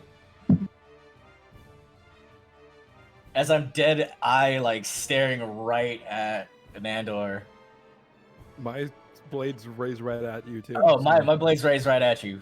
But I turn and I say I'll deal with this later as I run to jump off this rock and try to help Eldith out. Get to natty 1 and fucking strikes Eldith down. Shut the fuck up, don't say that shit. Man, that rage, you just can't tell who's your allies. So since there's part rock on this, that still counts as not mud. And I'm gonna just jump and attack the guy. So. Alright.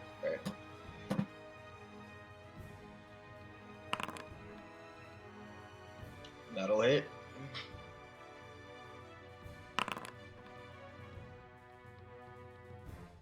I'll take it. Alright. Let's go. So keep in mind, for your rage and whatnot, you can add +2 to the modifier for your damage because it deals extra damage.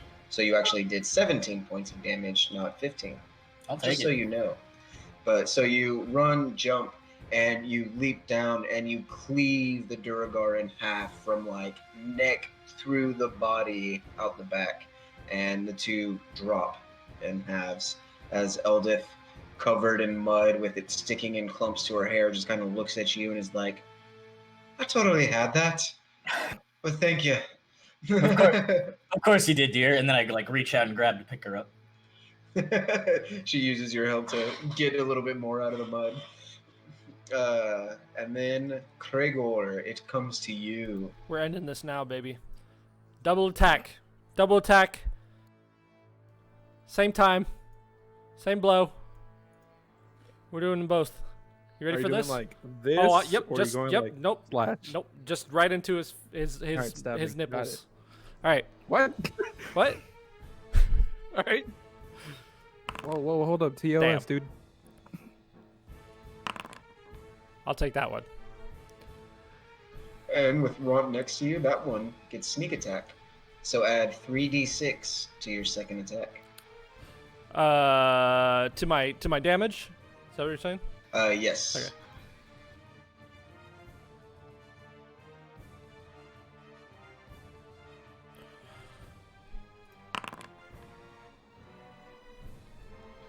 There's that damage.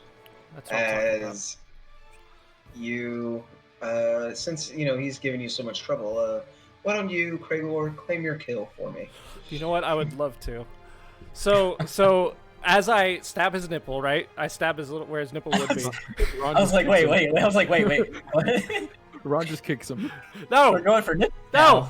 I stab him in the chest, and I do it repeatedly, just ga until he falls to the ground, and then I get up after he falls, and I lick the blade, and I'm like, ah, and then I'm like, oh shit, and I spit it out because I just realized I licked the blade of that mushroom thing that I shouldn't have licked. So, and that's it.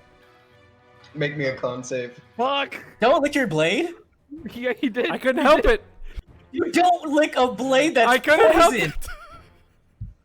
Oh my god, man. Okay, wait. The con save. Oh my. Oh yeah, there it is. Yada. I swear to God. I swear. Fuck. You fucking idiot. Well, I guess we'll find out if that's enough. No, Suddenly, you're fine. You're Gregor good. drops to the ground. Hey, look, both our wishes came true. Look, so he did it himself. We didn't do anything. So, as you gotta keep it interesting. ride the Duragar to the ground and everything, and with your repeated aggravated assault to it, Nandor, you hear a faint voice kind of in the back of your mind as you're there, sword still raised, pointing in the faint direction of Ramas. You just hear this very faint, "This is not the way."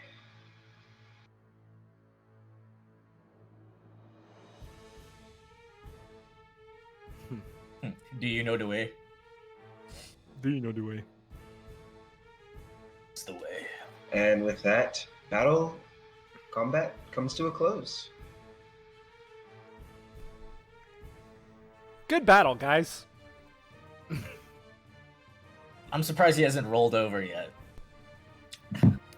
Eldith, covered in grime, makes her way up to the, rocky area out of it. It's just like, oh, god damn it. It's all in my hair. God. No. Matt, I'm going to contribute that to the hallucinations and shit. Alright. So, then, what would y'all like to do? Have this battle music stop playing so it's like calmer. Because I feel like we're a little bit in battle again, so. Okay. I'm going to throw my healing potion at Gregor. Oh, Nandor, you're the best. And I'm going to use my. Can I use my healer's kit? Without a feat, healer's kit just staves off, Off death. yeah. Okay. Can Well, you fine. can you throw that healing potion at my tongue? No, I'm talking about it. If you don't catch it, it's Yeah, I in was the gonna mud. say, Nandor, just go ahead and do the roll and things from yours. so I just don't have to transfer since he's just about to use it. You know. Actually, hold on. Wait, what are you Ooh. thinking? What are you No, doing? I'm not gonna throw it. I'm gonna use it. It's like I'm gonna prepare to throw it and look at it. It's like no. Pocket it. Wow. Yep. Okay.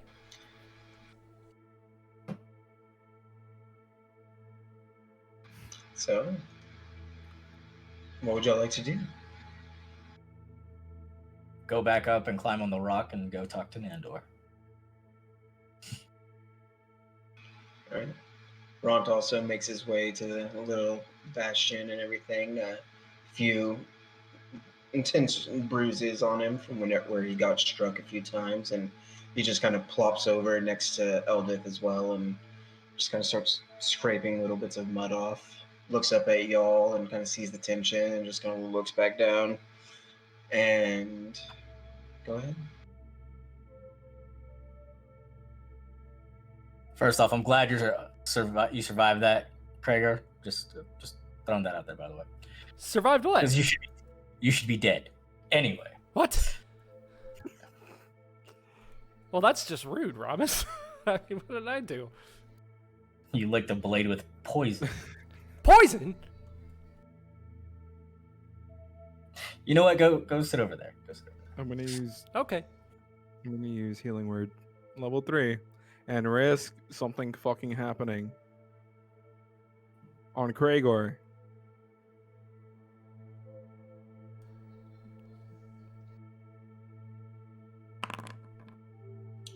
Good roll. Roll me a d20. Yep.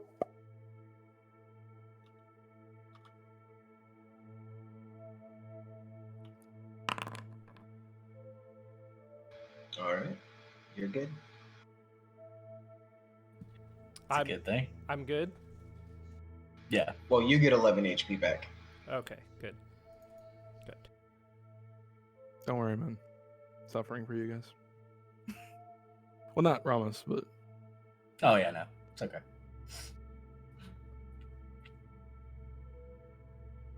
I still have my great axe out. I know he's got Dawn pointed at me. That's fine. My great axe is still pointed at him. actually, I'm gonna see if dawn is gonna be dark. All right. Or is there already light? Right. Well, you have her out right now, so you can gonna put sheath her her in. Okay. And you, Craig, will hear this faint. Wait, no. What? I mean, Nandor. I'm mixing up all the names today. I had something in my ear, that was all. So it's completely black, completely dark. Pretty much, yeah. All right. I can see a There are little bit. these little faint bits of like red pulsating light occasionally from the mist, but you know those to be this mushrooms on the creatures that you just taken out. But that's really about the only light that y'all have right now. Okay. And I'm gonna talk to Dawn while it's dark. Just trust me on this. You telling that to Dawn or us? Yes, Dawn. My axe is still up. Doesn't know what it's pointing at because it's apparently dark. I tell him, Nandor, I don't know what you're going through. I don't know if you're scared to tell us, if you can't trust us. We've been through enough shit together that you can tell us anything. We are here together. We are trying to get out together. I stood between enemies of all kinds to help you. I don't care your fucking story. You're with us, and I will protect you no matter what. Whatever ails you, whatever comes your way, I will be there to help you. I don't know what you're going through. what is in your head. But no, you are with us, and I will treat you as a brother. As a little pain in the ass brother, I will treat you. Because that's exactly how you're fucking acting. As you're talking, you can hear Nandor try to slip away in the darkness, but you can hear the of his footprints through the mud. Get over here. I'm not done with you, and don't you run away.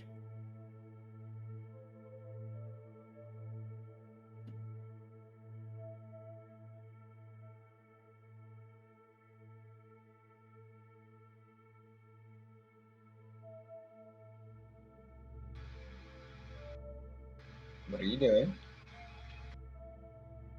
I'm gonna use minor illusion to make a noise like over here.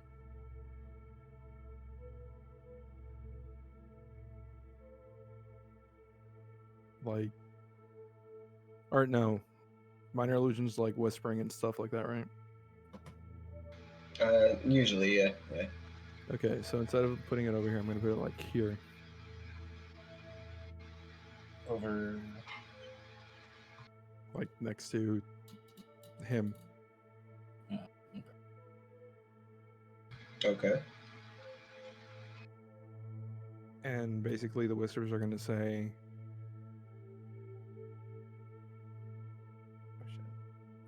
oh shit.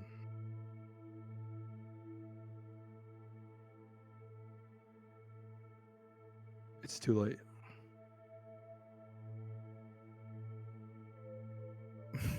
That's all it's gonna say. Just like constantly like, it's too late, it's too late, too late, too late, you know? Whatever magic you have, it's not working. It's never too late. Nothing is ever too late. You are alive. You are here. We can help you. Whatever it is. By the gods that I have not talked to in years, who I have forsaken for what they did. Whatever it is. No matter the cost. We are here for you. I will say, which direction are you trying to move, Nandor? Over here. Where Troy's marker is. Okay. Gregor, since you have dark vision, you can see Nandor's silhouette just kind of moving a little crouched and quietly through the mists and fog this direction. Oh, also, roll me a d20, Nandor. Yep.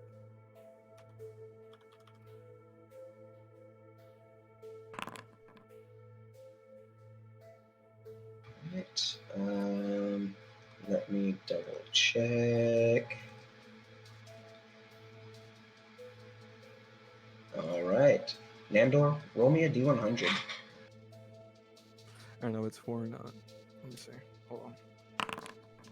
No, that's not it. There it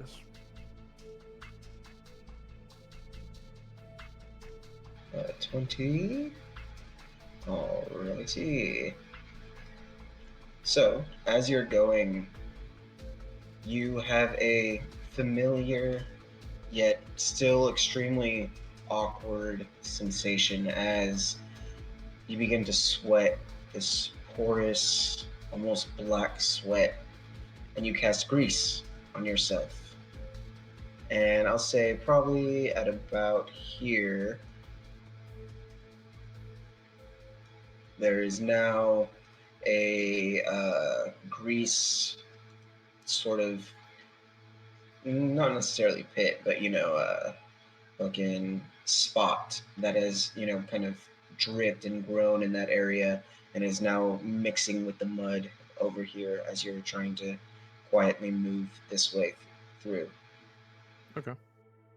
Can we hear him? Yeah, can I still see him? You can still see him, and Gregor, you can hear the sounds of the, muddy feet walking a little bit more away. as well. Okay. I'm just gonna They're say. getting fainter. I'm just gonna kind of shout, Dandor, Ramos is talking to you. Where are you going? What do you mean where he's going? Oh, Which direction is he in? I see him right over there. Join Ramos it is- now. Oh, yep. Okay. Now. Yeah, okay. Okay. Okay. He's right here. Now's Gregor, not it's a been a time to while. be an idiot. Grab him. Oh, yep. Nandor, I'm gonna need you to come with me, please. If I could just. Try to talk sense into him. Tell him we're here. Oh God. Give him a freaking hug if you have to. It doesn't matter. Okay. I give Nandor the biggest hug ever, and I say, look, buddy, listen, I know Ramos is kind of angry right now, and I know you guys are, not the best of friends, but look, we've been through a lot so far, okay? And I really think that if you just listen to what Ramos has to say, listen to what we're trying to say, we get through this together, okay? I mean, we really, really, really need to stick together in this. I can't stress that enough. Sticking together is what got those people killed. But sticking together is the only thing that's going to get us out. Boom. Listen, I feel what you feel too, okay? I liked Arcados a lot. I loved him, okay? It's not just Arcadia. I know it's not just Arcados. It's the entire city that we were trying to stop. And that thing came out. That thing is in my head. That thing is causing hallucinations. So what do you That feel? thing I'm is around you in guys. our heads. Can I hear him? Wait, can I hear them talking? Mm, Can I at least be close enough to hear them talking?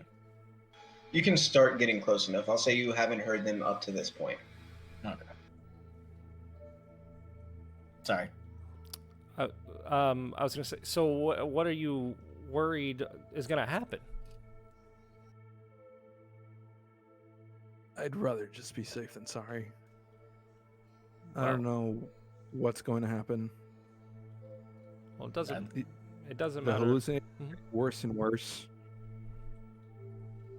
Okay. Well, I can I'm tell gonna- you. Like while I'm talking to him, I'm going to keep walking. Just a heads up. I'm gonna try to get Wait, close. I grab him. Try to take him. I grab him by the wrist and I pull him back and just say, look, no matter what happens, we want to be there with you. We want to help you. All right? And you're not going anywhere without us. You're stuck with us. That's just what's happening. Are you the only one that thinks they had a vision? And that thing it's only in your head.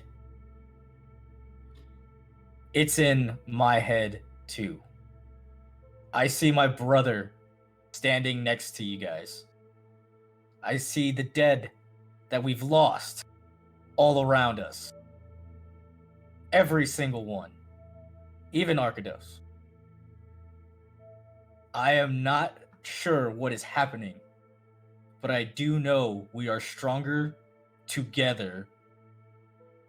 Whatever you're going through, whatever you're seeing, we are seeing with you. Different things, maybe. I know what I'm seeing. I don't know what you're seeing. I don't know what Cragor is seeing, but we are all seeing something. Well, It's not just you in this. It's not. It's not woe is me. I'm the only one suffering. We are all suffering, but we are all together because we are stronger together. We are a makeshift family. And I don't know if you've ever had a family, probably not. But this is what we do. We are there for each other, through thick, through thin. I have bled for you. Cragor has bled for you. Eldith has bled for you. Bront has bled for you. I was caught on fire Everybody- for you. He was caught on fire. People have So, died yeah. for us. In the middle of him saying that, No, Right. you're not getting away. I'm going to force myself off of Cragor. I'm going to just move over here. I'm holding really tight, by the way. So tight. then go ahead and make me a roll, Reaper. Roll what? acrobatics, and Gregor make a athletics at disadvantage because Nandor is covered in grease. That grease, man, he slips right out. Yep, right through. Nandor, wait! And I keep walking. And I'm Let going him to go. cast. Let him go. I'm going to cast. Basically, going to keep moving over here. And I'm going to cast a tiny hut. And just walk inside. And if I can make an upstairs, I'm going to go upstairs and just kind of close it. Well, you can't. I don't think it has enough space to have an upstairs because Okay. it's just a 20-foot dome. How about like radius like a little, or diameter? just give him a little condo, you know? I was gonna say you can make the interior a nice little condo and have it to where it doesn't let them in, so it's still your own private space. But yeah, Can I make rooms inside the condo? I'll say you make the interior to kind of where just there's this little section where you're at, just big enough for you that kind of blends in with the rest of it, so you can't be seen on the inside. A nice little curtain that you make. Well, it's because I want them to still be able to get in, but I'm Yeah, kind I'm of... just saying you're leaving like a little curtain on one side to where it's like, you're over there and your side and they can still come in if they want. Alright, I'm just going to put it there.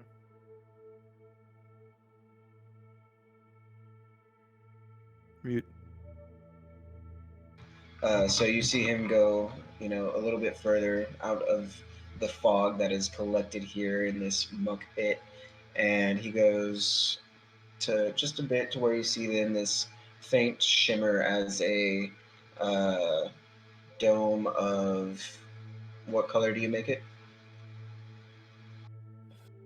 Color, don't make it. Make it yellow. Silver and blue. All right, is this faint silver and blue, almost like a sky during a nice noonday, just kind of shifts and forms deeper down the tunnel. And then when I get in there, I'm going to go behind that curtain, light up dawn, and just kind of meditate like Avatar style. Like, how they sit like that. Yeah. All right. So as you take a seat and you kind of rest, and the rest of y'all gather and begin to walk a little bit after him. I stay back. Okay. That's so y'all stay back and I'm gonna take to where he is. I'm gonna take permanent watch. Okay. For the night, I'll take permanent watch. Okay.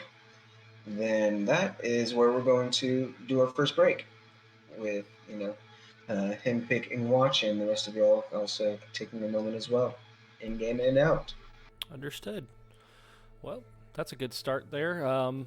Let's go ahead and switch over to our break time. We're going to take a quick break. Before we do, though, we're going to go ahead and talk to you guys about a charity stream that FNH Paul is doing tomorrow. So let me switch screens here. Hold on.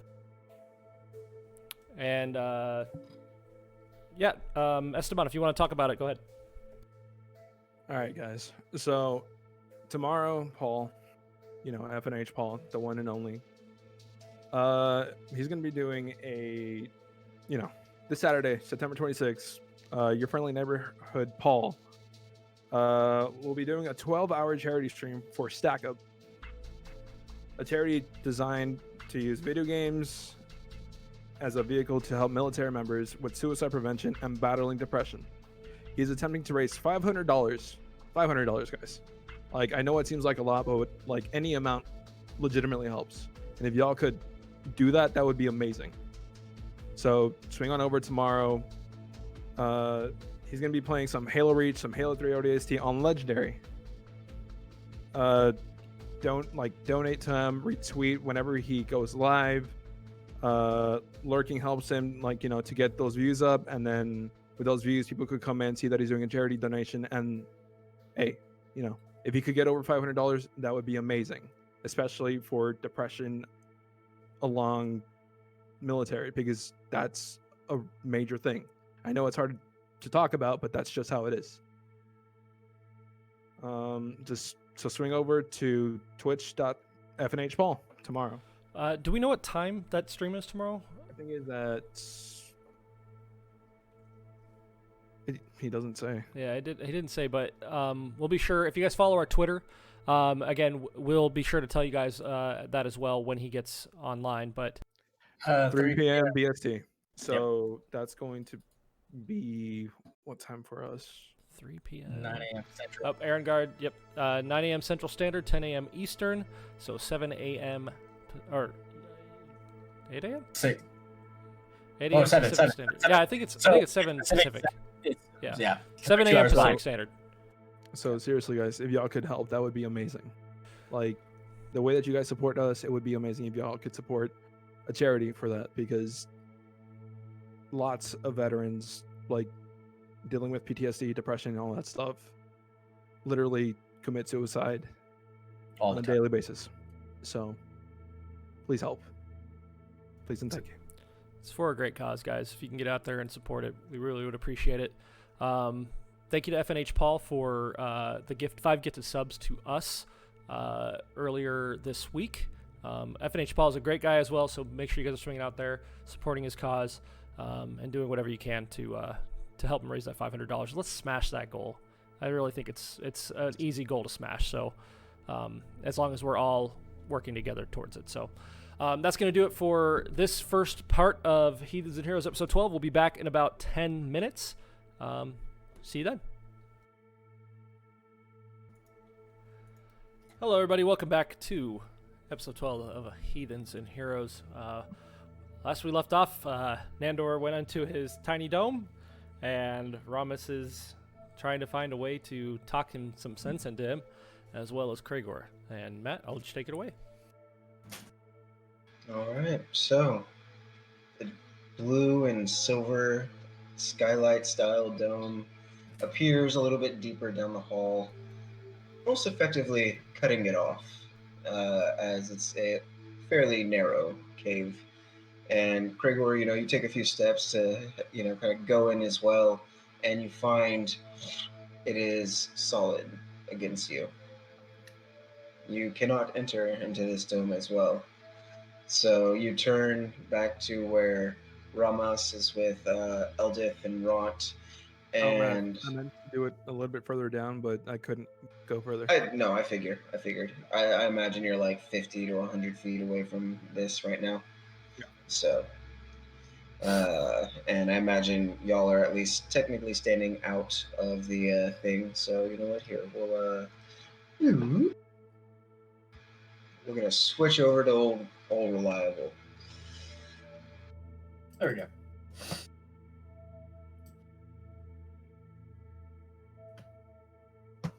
All right. So, and Nandor, you're a bit further away right now with your dome, and Ront kind of looks over to you, and currently where y'all are at, you've still got the nice glow of the Fair's Rest mist, kind of illuminating this area of the tunnel, so you at least, Ramas, have some decent vision right now. You're not completely blind.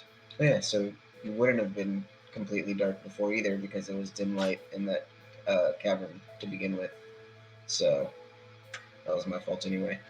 But it was, yourself was lower than their passive perception, so it still worked out. So Ront kind of looks to you, Ramos, as Kragor, you're making your way back, and he just goes, "So, what's his deal?" What's his what? What's his deal?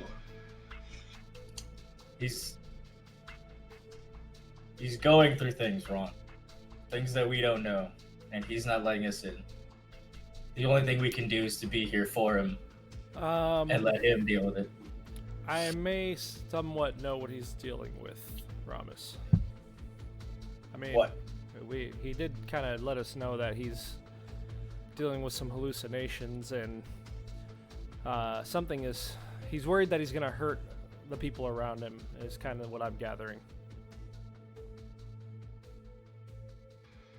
So he is infected then, corrupted. Yeah, in a sense.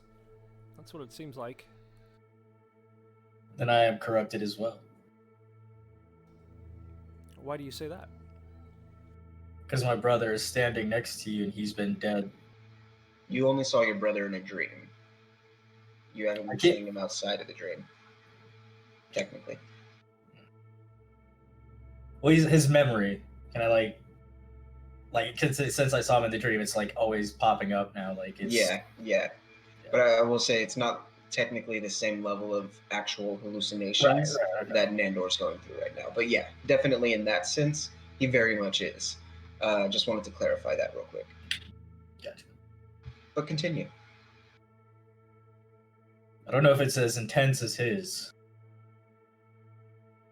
but I'm haunted by my brother. Is it? I failed him, and it's my fault he's dead. And it's the mistake that keeps staring at me. Is it worrying you that you keep living this memory? I had suppressed it enough, only until we ran into that thing. I don't know the name. That thing. Everything. You did hear it referred to as Limigugan, so you know the Kuatoa name for it. So the Gugun, as they called it, because I don't remember. I'm not gonna remember that. No, the Gugun that they called it. Everything brushed back. The top that I had put on these memories and emotions had bursted open. I mean, I don't know if it was connected with that at all, but you know, I had a vision about Arcados coming back to me and telling me how we should live, and all I know is I can't live with this division between us, and I want Nandor to see the light and understand that. I mean, you know, we have a weird dynamic. I know he doesn't really hate me. We love each other, and I want him to see that we're here for him. I don't know how to get it through to him. Gregor. Yes. As do I. Okay. So, while this conversation is going on, Matt, I'm going to be talking to Dawn, asking her if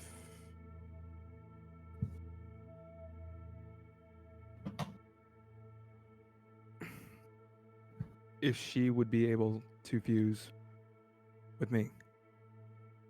If her spirit were to be able to leave the sword and fuse with me. I thought you were literally talking about like shoving it, like the blade into you, and I was like, dude, that's kind of no, don't do that. Gotcha.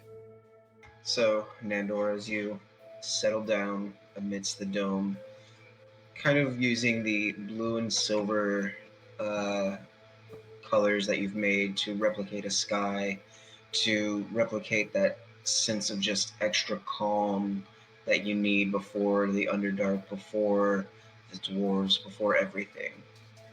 And you take that moment to center yourself, and you then pop out Dawn in your lap. And from the outside, y'all would just see this faint, muted glow of daylight through the dome, but it mutes a little bit against the blue and silvers that he has. And on the inside, you stare into the radiant gold flames, and you speak to her. You ask, and her voice comes back a moment later. I do not know. It is never something I have tried before, but they managed to fuse me to this. So I imagine with powerful enough magic or artifact, or will it might be possible enough?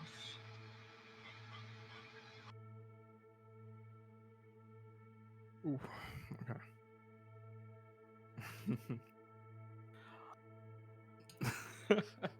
Okay. Matt, you know where this is going. We all do. You don't. Do it. Fuse, do it.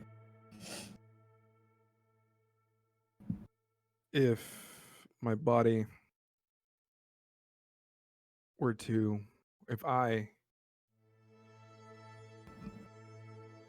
were to perish, would you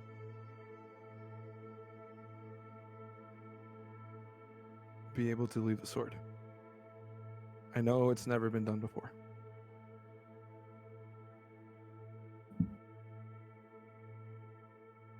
But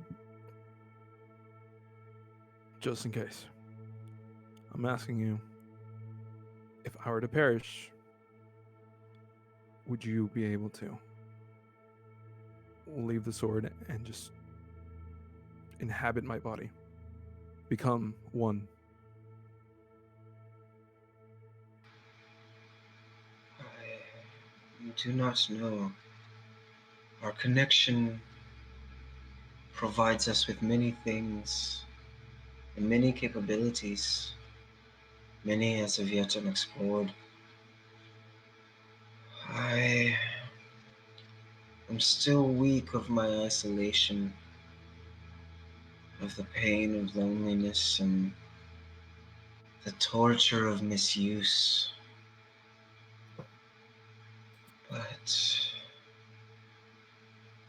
where you are now, with this darkness that plagues your mind and your soul, this pain that encompasses you and changes you,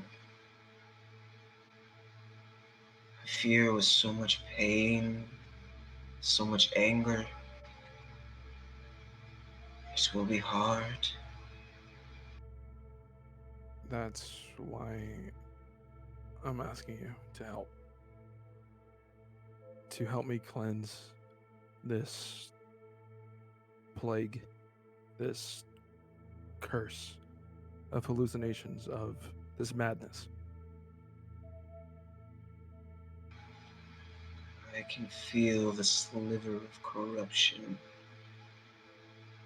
dancing across your mind. There may be something I can do. Nandor, I would like you to roll me a charisma save.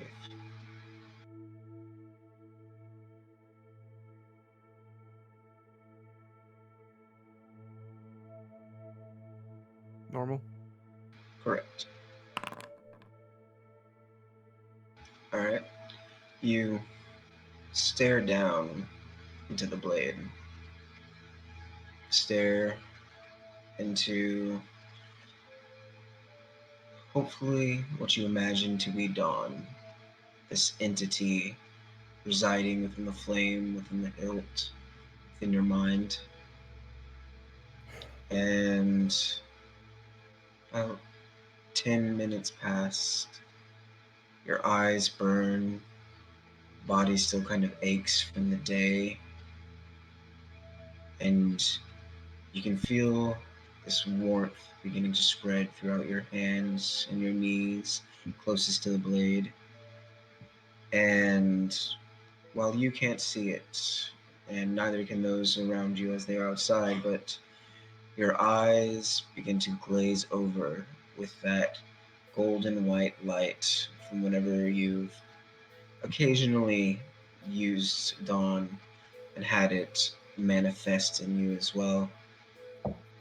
And as you do, when your eyes glaze over, it fades to black, to darkness. And almost like opening your eyes from a really long sleep, a crusty sleep where, you kind of have to peel at it a little bit, your eyes slowly begin to open again. And you find yourself standing on what seems to be a lake. of stars? Or is it reflecting the stars above? You can't really tell as you are just surrounded, but you find yourself standing, and with every kind of shuffle of your movement, you can feel, or you can see rather, the ripples of the surface below you, and you can feel weight beneath your feet. And then you hear the voice of Dawn all around you, and she goes, I am not yet strong enough to do everything you ask and desire. I was stronger before, in the hands of Kime, in the height of the war. But her misuse and her desire to stand alone. And as she says that, you can see almost forming up like a sculpture, a figure that you had seen before etched on the walls in the tomb. The long, elegant battle dress, the hand upraised, the long hair and the pointed ears of Kime, except her body is of that liquid, almost mirror-like surface with stars blinking in and out. Is there anything you do? Anything you say? I walk up to it. As you approach and get closer, it seems to tower a little bit above you, maybe about 10 feet tall. And as you approach, you can see the stars that are inside slowly start to change color from a nice white radiant light to this almost darkened magma orange. And just one by one, as you approach, they slowly begin to turn until her whole body is encompassed in it. And just these almost red hot stars.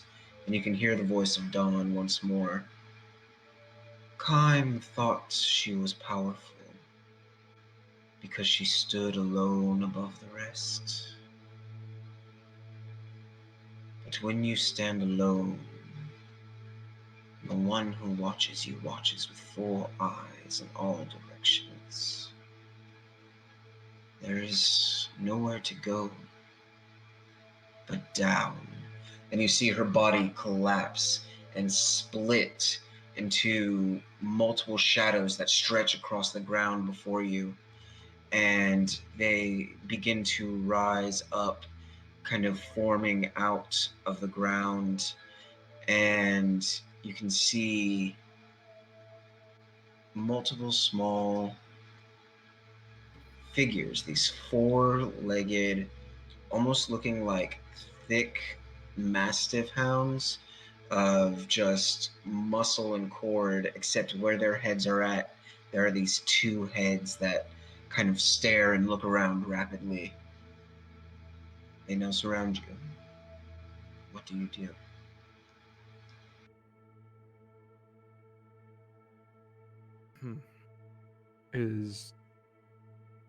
Do I have a weapon in hand? Do I reach for Dawn and try to flicker, essentially? You reach for Dawn and you find the hilt, and so you try to turn it on, but no light from the hilt. Okay. It's you, isn't it?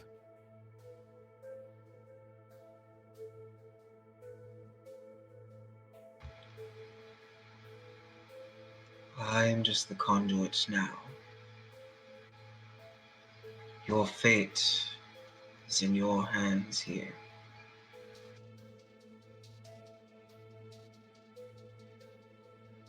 Okay.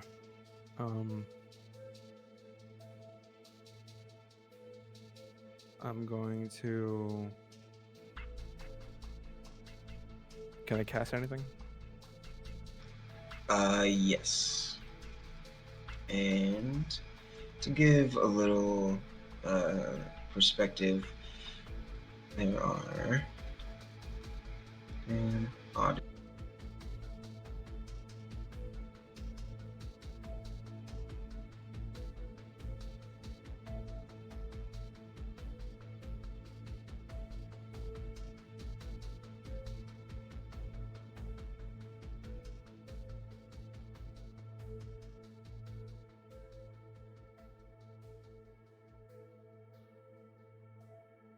But there's about 10. You're in the middle of a circle of 4 with about 10 feet in between each, or in between you and them. Okay.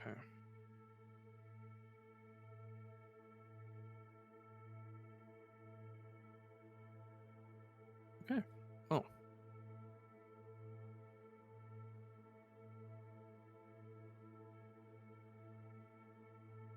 So since it's a lake of stars or a lake, can I go underneath? You push down and against it, and it's heavily resistant. Okay. You push a little bit against it, but there's a lot pushing back as well. Okay.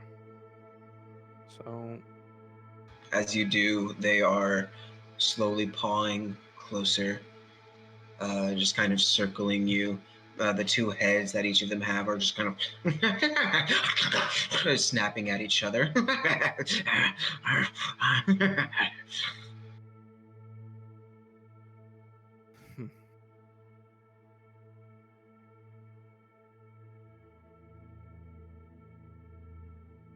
I'm going to cast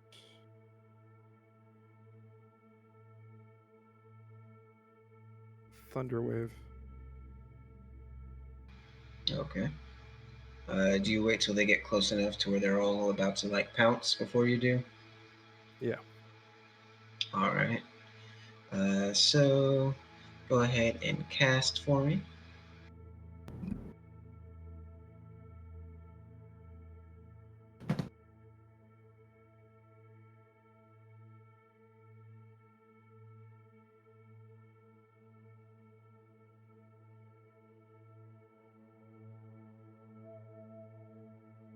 So whenever they get it near around there. So yeah.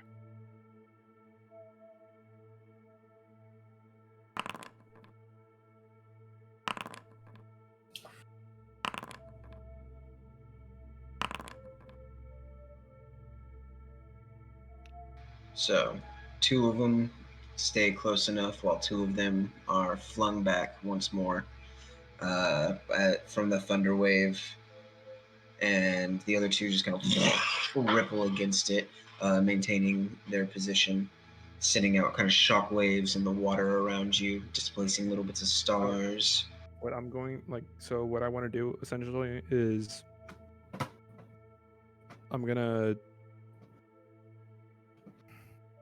aim downwards. That way it could like go down and spread out, and I could basically lift myself up a bit with like the pressure. Okay.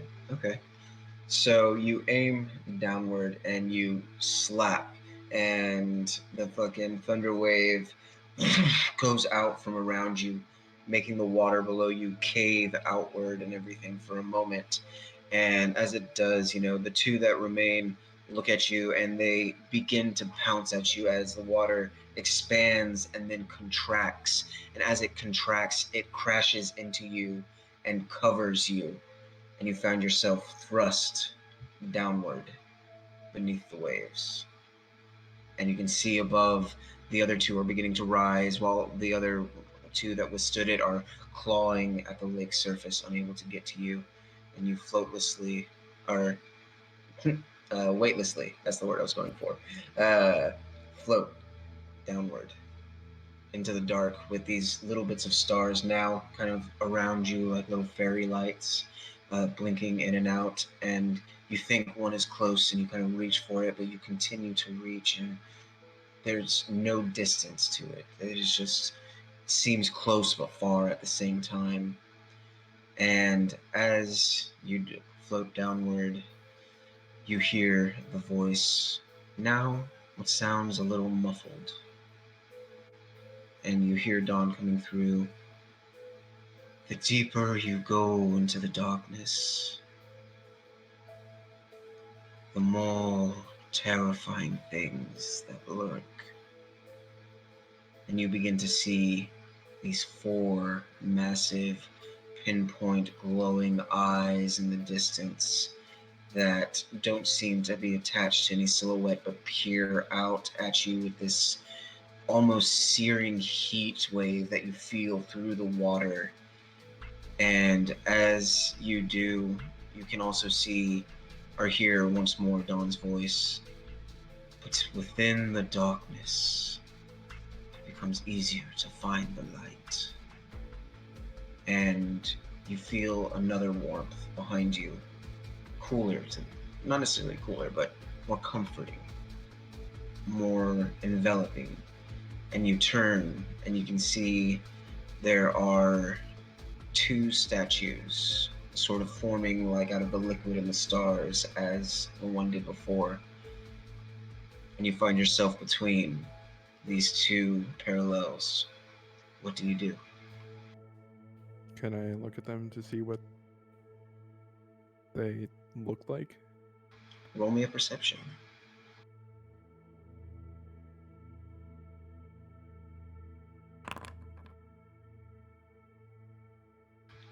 Well, I'd say a natural 20, but you got close. So you look and you kind of try and gauge them, and they look to be the same, slightly larger height. And you can see one figure that is standing out, kind of arms reached out in this comforting gesture, like a welcoming, like come on in sort of thing.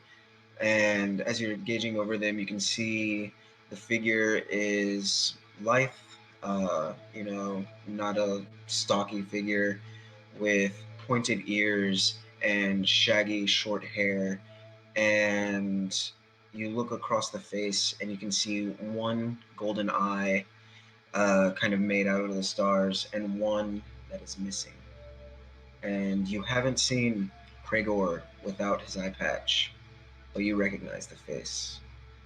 And across the next one, you can see they're standing with one hand stretched out forward and a shield across the other one, hair flowing backward in this look of almost like being caught in mid-explosion, reaching out for something. Ramos as the second statue.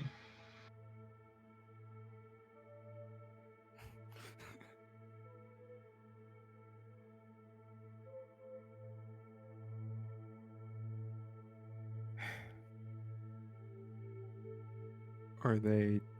Can I reach to both of them or no? They're pretty much next to each other, so. All right. I'm gonna basically touch the base of the statues of each one. As you swim closer and begin to reach out for them, you can feel the water rising in temperature around you. You can feel the glare of the 4 eyes on your back, into your mind, through your soul, and you can hear this low growl beginning to rise. And you then begin to touch the base of the statues. And as you do, you hear Dawn's voice once more. When I am weak, when we are lost, we cannot be alone, or we will be his. And you then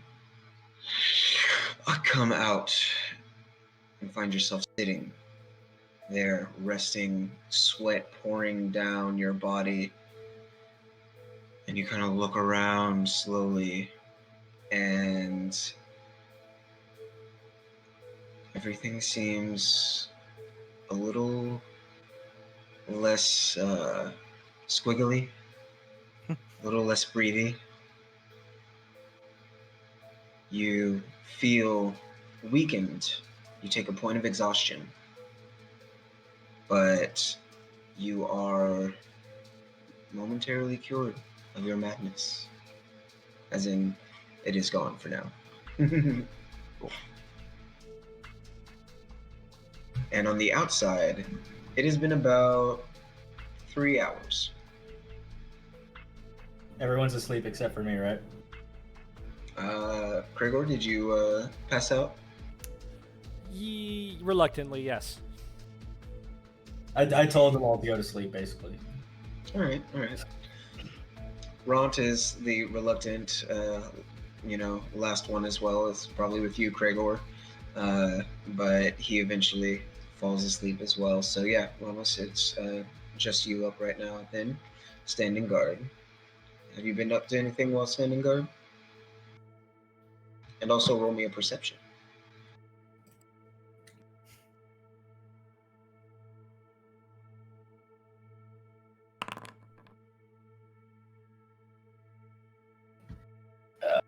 I've just been thinking about the past. Okay. And in terms of anything going on, you don't really hear or see much of anything past there. Uh, Once you do go in to kind of look back into the muck pit that you were at before, and that faint red little coal glow of the spores and the Duragar has faded, so you no longer see the little red spore lights that were in there, and there's now just the faint glow of the mist from the room itself. But your watch so far goes up to this 3 hours, uneventful. Nendor, after you wake and kind of come to, do you do anything?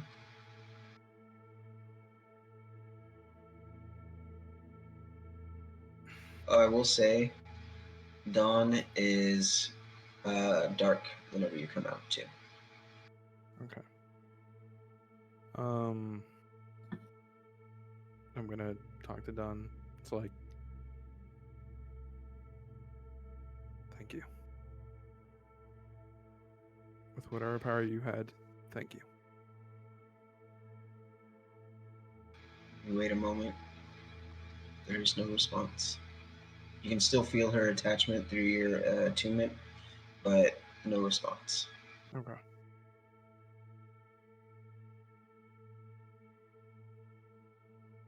I'm just gonna lay there and take as much of a rest as I can.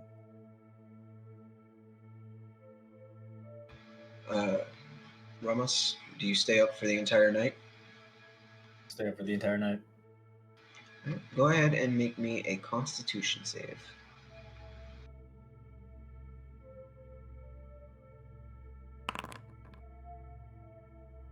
All right, you do not gain any points of exhaustion. So your night continues on unabated, no problems. And then about 6 to 8 hours late, uh, however long you wait to begin waking up people, as it's been a long day. So I let if you them don't, sleep. yeah. So No, I'm not gonna wake everybody early up. sleeps in a little bit. You actually see the tiny hut that Nandor has erected go down as well before he rises, as the exhaustion from what you did, Nandor, keeps you sleeping a little longer as well. And for some of you, uh, namely Ront and Nandor, it's close to probably about a 9 to 10 hour sleep that you get in this little side passageway. Okay. With that, you all gain a long rest, except for you, Ramos, as you stayed up the entire night. But you can use a short rest to roll any hit die to recover and whatnot. That's a short rest.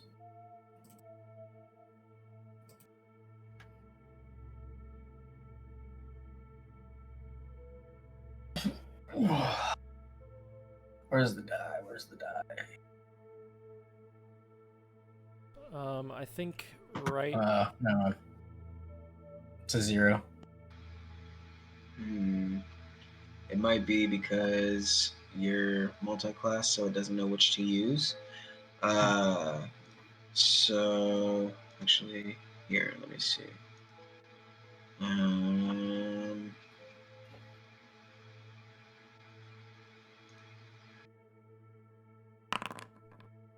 Oh, okay.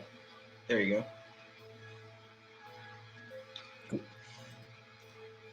go. So if you hit where it says short rest and it says select dice to roll, you can choose one, and you can roll more if you want. Just hit the roll button next to it instead of rest. Gotcha. Okay, that works. Yeah. So if you want to roll more dice, you're more than welcome to. If you want to roll, gain a little bit more health back, that's how we do it now. And then roll one more. I'm good. All right. So you all slowly, one by one, probably Eldith first, then Kragor, Ront, and Nandor, rise. What would you like to do? The morning is yours. As you see, Ramos off to one side. And he gives just a curt nod to each one of you as you rise. Jeez, man, how long did we sleep? I let you get a good rest. I didn't want to wake any of you. Well, that's You nice. all deserved it. That's nice of you, Ramos. Did you get any sleep? I just look at him and then look away. All right, well, I guess I'll go check on Nandor, see how he's doing.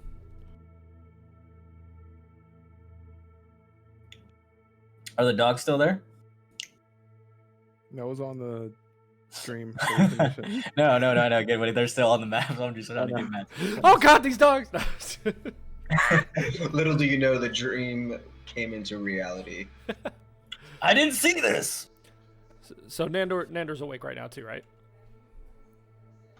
He's the last to rise, so if you wake him, you can. Otherwise, you'll see him start to slowly rise a little bit later. Okay. Hey, Nandor, you doing okay? With the dream, would he be jumpy? Pretty sure you would. You? Yeah, dude. Yeah. Like, there you go. Yeah, so it's like... I will say overnight, post everything with your moment with, her in the dreamscape, you did not dream through the night. It was a nice bit of just darkness and tired, that tired sleep where it's like you fall asleep and then it feels like all of a sudden it's morning. Okay.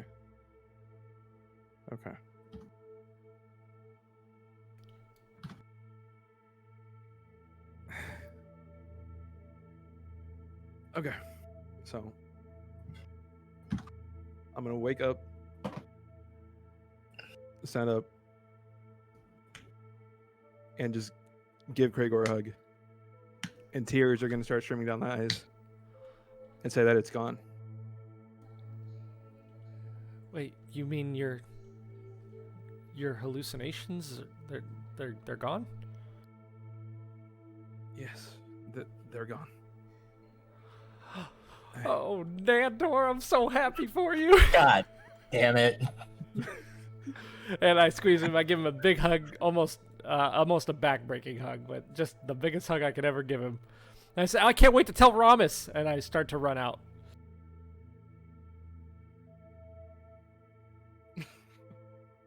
We'll say as you're running over before you get there, whenever you had walked away, Ront does approach you, Ramos, and kind of looks you over. Good to know I can at least trust you in this. I'm not the only one you can trust, Ron. Even Eldith you can trust. We are together. You see him kind of roll his eyes and scoff. Maybe to the surface. Maybe even more. You never know, bud. As he just walks away. And then Gregor. Yep. As I'm walking, I'm just going, Rhombus. I think Nandor's doing okay now. He seems to have. I don't know what happened, but he hugged me.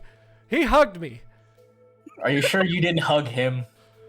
Yep. He hugged me this time. 100% sure. I know, right? It's weird. I'm glad for you. Go with the others. Enjoy their company. Tell them the good news. Okay. You okay, Ramus? I'm fine. Dude, can I hug you? I give him like a little side hug. Like, it's okay. Go with the others. Okay. Transfer from one person to the other. The salts. I'm not. I gave him a little side hug. It's good enough for me. Any human contact is fine with me. He's like a little child. I'm having like, I was staying up all night, and he comes over, all excited, like, bro, I could use some coffee right now. I got a lot of energy, man. 10 hours of sleep. I'm good to go. Plus, my mind was racing all night, so it's. I'm now a little just weary and hesitant about some stuff. A lot is weight on me. And yeah, I just kind of start. You tell the others. Yeah, I tell the others. Ront kind of gives this. Well, that's good. One less thing to worry about. And Eldith is just like, oh, thank God, I didn't like that version. Hold on, I'm gonna kind of go say hello then. And she, makes her way back over to you, and it's just like, oh, I hear you're feeling better. You're giving out hugs even. What's this new Nandor? And she kind of like starts poking your thigh. Can I give her a hug? Like, I was gonna kneel down and like give her a hug, but Oh. can I carry her? Oh. Alright. Let me see what your passive athletics is real quick. No, so easily enough, well, not easily enough, but you managed to, lift her up too, and she's at first kind of like, oh, what's this? Oh, okay. Yeah, this is actually not too bad. Little weird, not too bad. And she kind of like pats you and kind of hugs you at the same time. Doesn't know how to handle, not used to being picked up, It's like whenever you pick up a corgi for the first time and it flails everywhere because it doesn't know what's going on. Corgi. Yeah. No.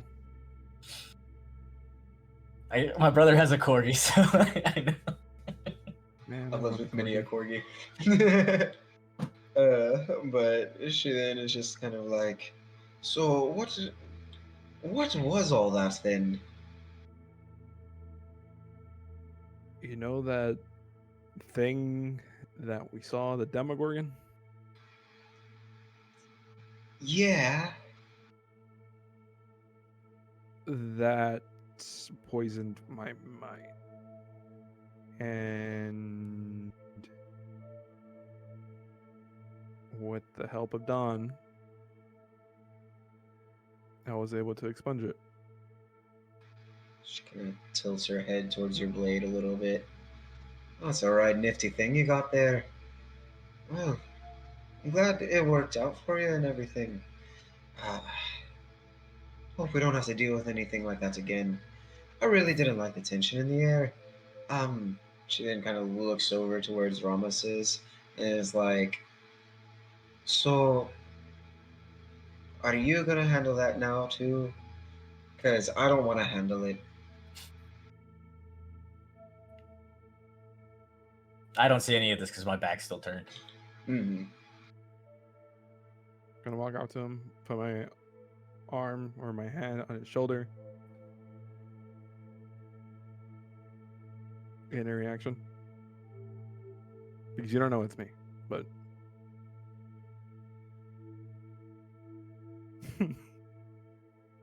I'm waiting for Matt to move that thing.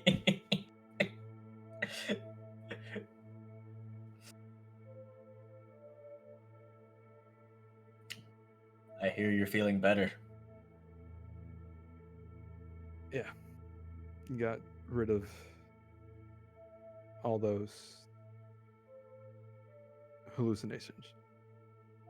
Dawn helped me get rid of all of it. I'm thankful for your sword to help you. You know, she's not the only one here for you. Physically, we are here. Don't ever forget that. As I reach over, throw my arm around him, and I try to tell him in the best big brotherly way. I don't know your backstory. I don't know your past. There you go. Well, you know what I'm saying. Like, you know, it's the same thing. I don't know your past. I don't know the demons you fought. I don't know the many men you've been battled with. But no, we all have our backstories. You don't have to tell me. But no, whatever you've gone through, you're not alone anymore. You have me. You have that idiot, as I like head tilt towards Cragor. He doesn't hear it, but I like, you know, you have that idiot over there. Stealth? Gregor's got the highest passive perception out of y'all. He does. Well, he can hear it. Fine, whatever. I don't care. It's okay. But he knows. I mean, jokingly. You have us, my friend. And no, if I have to give my life for you, I will.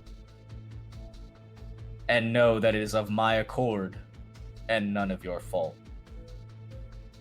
We make our choices. Arkados made his, and when the time comes, I will make mine. But it is not of your fault. You are my idiot little brother. And I will look after you. And I like rub his head and then walk away.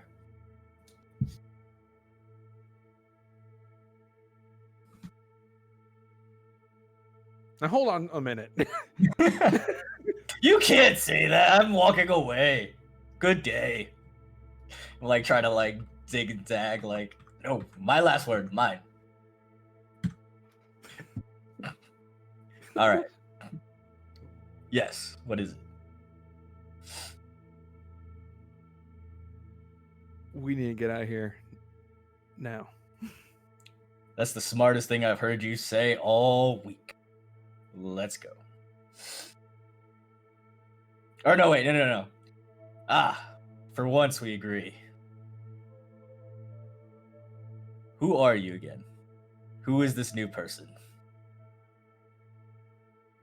As I just shake it off and say, it's okay. Let's get out of here. Man, imagine that was an entirely different persona. I think, I see, from my mind, it's like you come like you're a new person. You've expunged the bad, so it's like maybe that was the reason behind it. I understand it. We all go through our things, but this is a new beginning, kind of thing.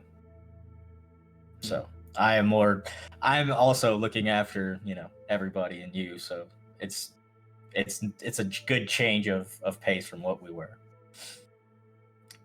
I don't like fighting with family. I'll fight for the family, but I don't like fighting with the family. Little do you know, Dawn actually just took over him, and this is really Dawn you're speaking to. Bum, bum, bum. Then I will look for her brother, Duskbringer, and I will... All right. Oh, yeah, you're gonna use. I'm gonna use Dusk to come into me, and then we're gonna fight it out.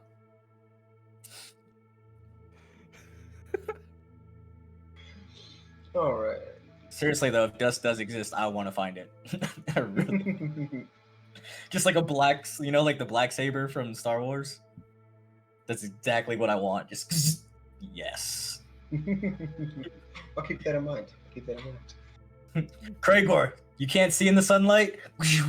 Instant light, like instant night. Just complete black. Hell yeah, But then you're dude. blind. Instant night, just complete blackness. It'll come in clutch for Kraegor the Clutch at some point. Exactly. Do your stealth attack. But you can only get dusk after you get night vision goggles, because otherwise, You blind. It's not for me. It's for him to get the stealth attack. It's for quick thinking action, man. you don't even attack with it. You just pull it out for the quick darkness, put it back. That's what I'm thinking. Yeah. It's called advantage. Okay, we're getting the advantage on the roll. That guard can't see. That one can't see. This one can't see. Kraegor, do your thing. So then, with that, and do y'all Get the hell out of here. nom some, quick French toast. ripple bark? Ripple bark French Yeah, toast. yes, I did make some Ripple Bark waffles, but I also made a special batch of Ripple Bark French toast for Nandor himself. And I smack Ron's hand when he tries to reach for one. not for you. What? Not for you, Ron. Not for you. Here. And I give him like one of mine. He grabs it. Well, I'm just gonna go suffer some emotional trauma for some French toast.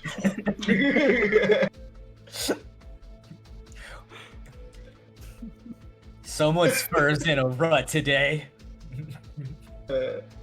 So you all nomming on some bland, do what you can breakfast. You begin to make your way once again through the tunnels, heading forward, feeling a little bit better than yesterday, but still stuck down here, still moving forward, still now with an idea to find Blingden Stone, get past this shenanigans, find a way out, and then come back with an army to raise hell. So with some goals in mind, with some corruption plagued, and with some slightly lighter hearts, y'all head forward into the darkness, which is where we're going to end today's session. I was gonna say the whole Stop. time you were saying that, for some reason, I was just picturing the Pokemon narrator at the end of each episode where he's like, and now our heroes are. I was thinking of like all the animes, where it's like, with goals set in mind, our heroes are on their way. You can feel a lot of my inspiration whenever I DM. Yeah. What can I say? I love it. I love it. Anyways, guys, thank you so much for joining us on episode 12 of Heathens and Heroes, our very first affiliate stream. Thank you so much again. You guys are the best. Cheers to everybody out there who supported us through this journey. Cheers to everybody who's going to support us through this continuation of our journey. Without you guys, we're really nothing, so thank you so much. Let me change screens here. There we go. It's been great, guys. One last time, I just want to say I'm so happy to do this with you guys. This is something I look forward to every week. I can't wait to see what happens on this journey with all three of us and our respected colleagues. Before we go, I guess, as always, I wanted to leave with everybody kind of saying a few words. So, Esteban, do you have anything you want to say? Sorry for putting all of y'all through emotional trauma this episode. I'm not. I love you guys. Sorry to make some riffs in the group, but I'm not sorry at the same time because role playing is fun. And Matt literally had to do nothing today. He was just there narrating scenes, having a good time. I love you guys. Seriously. I love y'all. Thank you for helping us get all this to this point in time. Yep.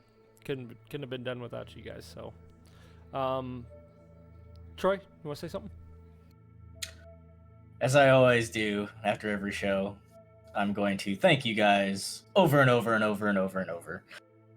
Because literally without you guys, this wouldn't be possible at all. So thank you for everything that you guys do. You can now sub, which is awesome. You can give subs. You can check on our social medias, keep up with us. Check out Hobbs and Mods over here. Check out Reaper's Pass. Check out Cracker T23. Matt just hit affiliate, so a round of applause for him because that is awesome. So let's clap it up. Matt. Clap it up. He does some great stuff, guys. Check out his stuff. I mean, it really is phenomenal stuff that he works on. So please check him out. Esteban always brings it at 3:00 Central Time. He always plays something great. And if you're there up for the chat, it's always banging. And we like just messing with him. Cracker T23, right below me, Connor. Always has some great content. Always has great content. Check him out. He's sporadic right now, but he's still streaming, still doing his work. So check him out. Check all these guys out. They're awesome.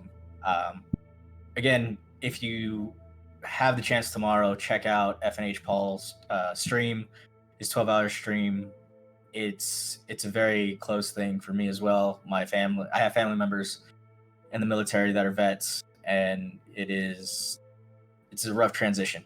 And anything that can be done to help in this fight is just amazing. So please just give a shout out, spread it on the Twitter, spread it on Facebook, just help get the word out, and have a lot of people stop by and donate if they can, because that's the important thing. So thank you guys again for everything. Let's get me to affiliate, and again, you guys have a great night.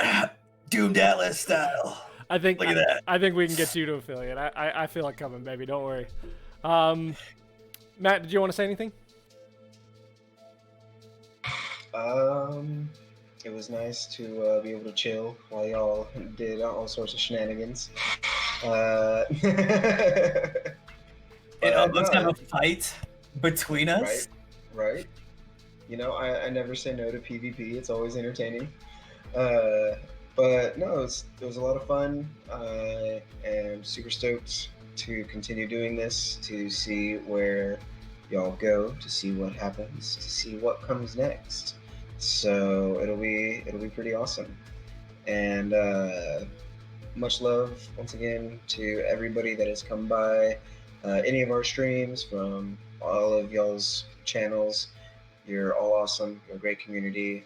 I love having you this go around in my time in Twitch. And, it makes coming back to this definitely a little more worth it. So I appreciate y'all, and I look forward to what we produce next. So thank you very, very much. Yeah. Very nice.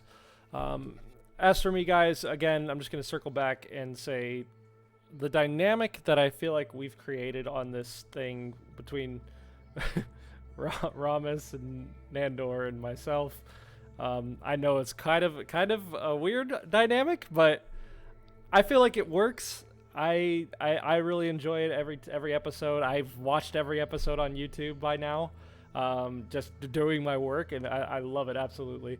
Matt, you're a fantastic dungeon master, like I say all the time. The work you put in, the work you do in creating these worlds for us, and just driving the story forward, and always keeping us guessing is just amazing.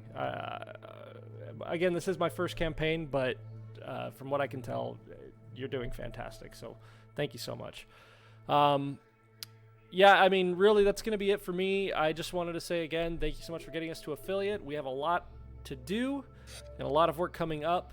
So tell your friends, tell your family, tell your, I don't know, tell your kids, tell your spouse. Tell your spouse, especially. Tell the house. Tell them about us. Send them over here. Hey, even if they're new to D&D, I'm new to D&D. Troy's new to D&D. I mean, I guess we're kind of experienced now, but our first campaigns, and we're loving it. So I feel like if anybody's new to this and they just want to see what it's about, I think we might have something for them. So That's going to do it, guys. Thank you so much. Again, we will be back next week. We might be back to our regular time, or we might be doing Fridays. I don't know exactly what's going on yet, but keep paying attention to our Twitter. We'll let you guys know when we're going live, what time we're going live, what day we're going live. And this has been Heathens and Heroes, episode 12. Thank you so much, guys. See you on the next one. Thank you to the Dice Gods. Stay strong. Journey on. See you guys later.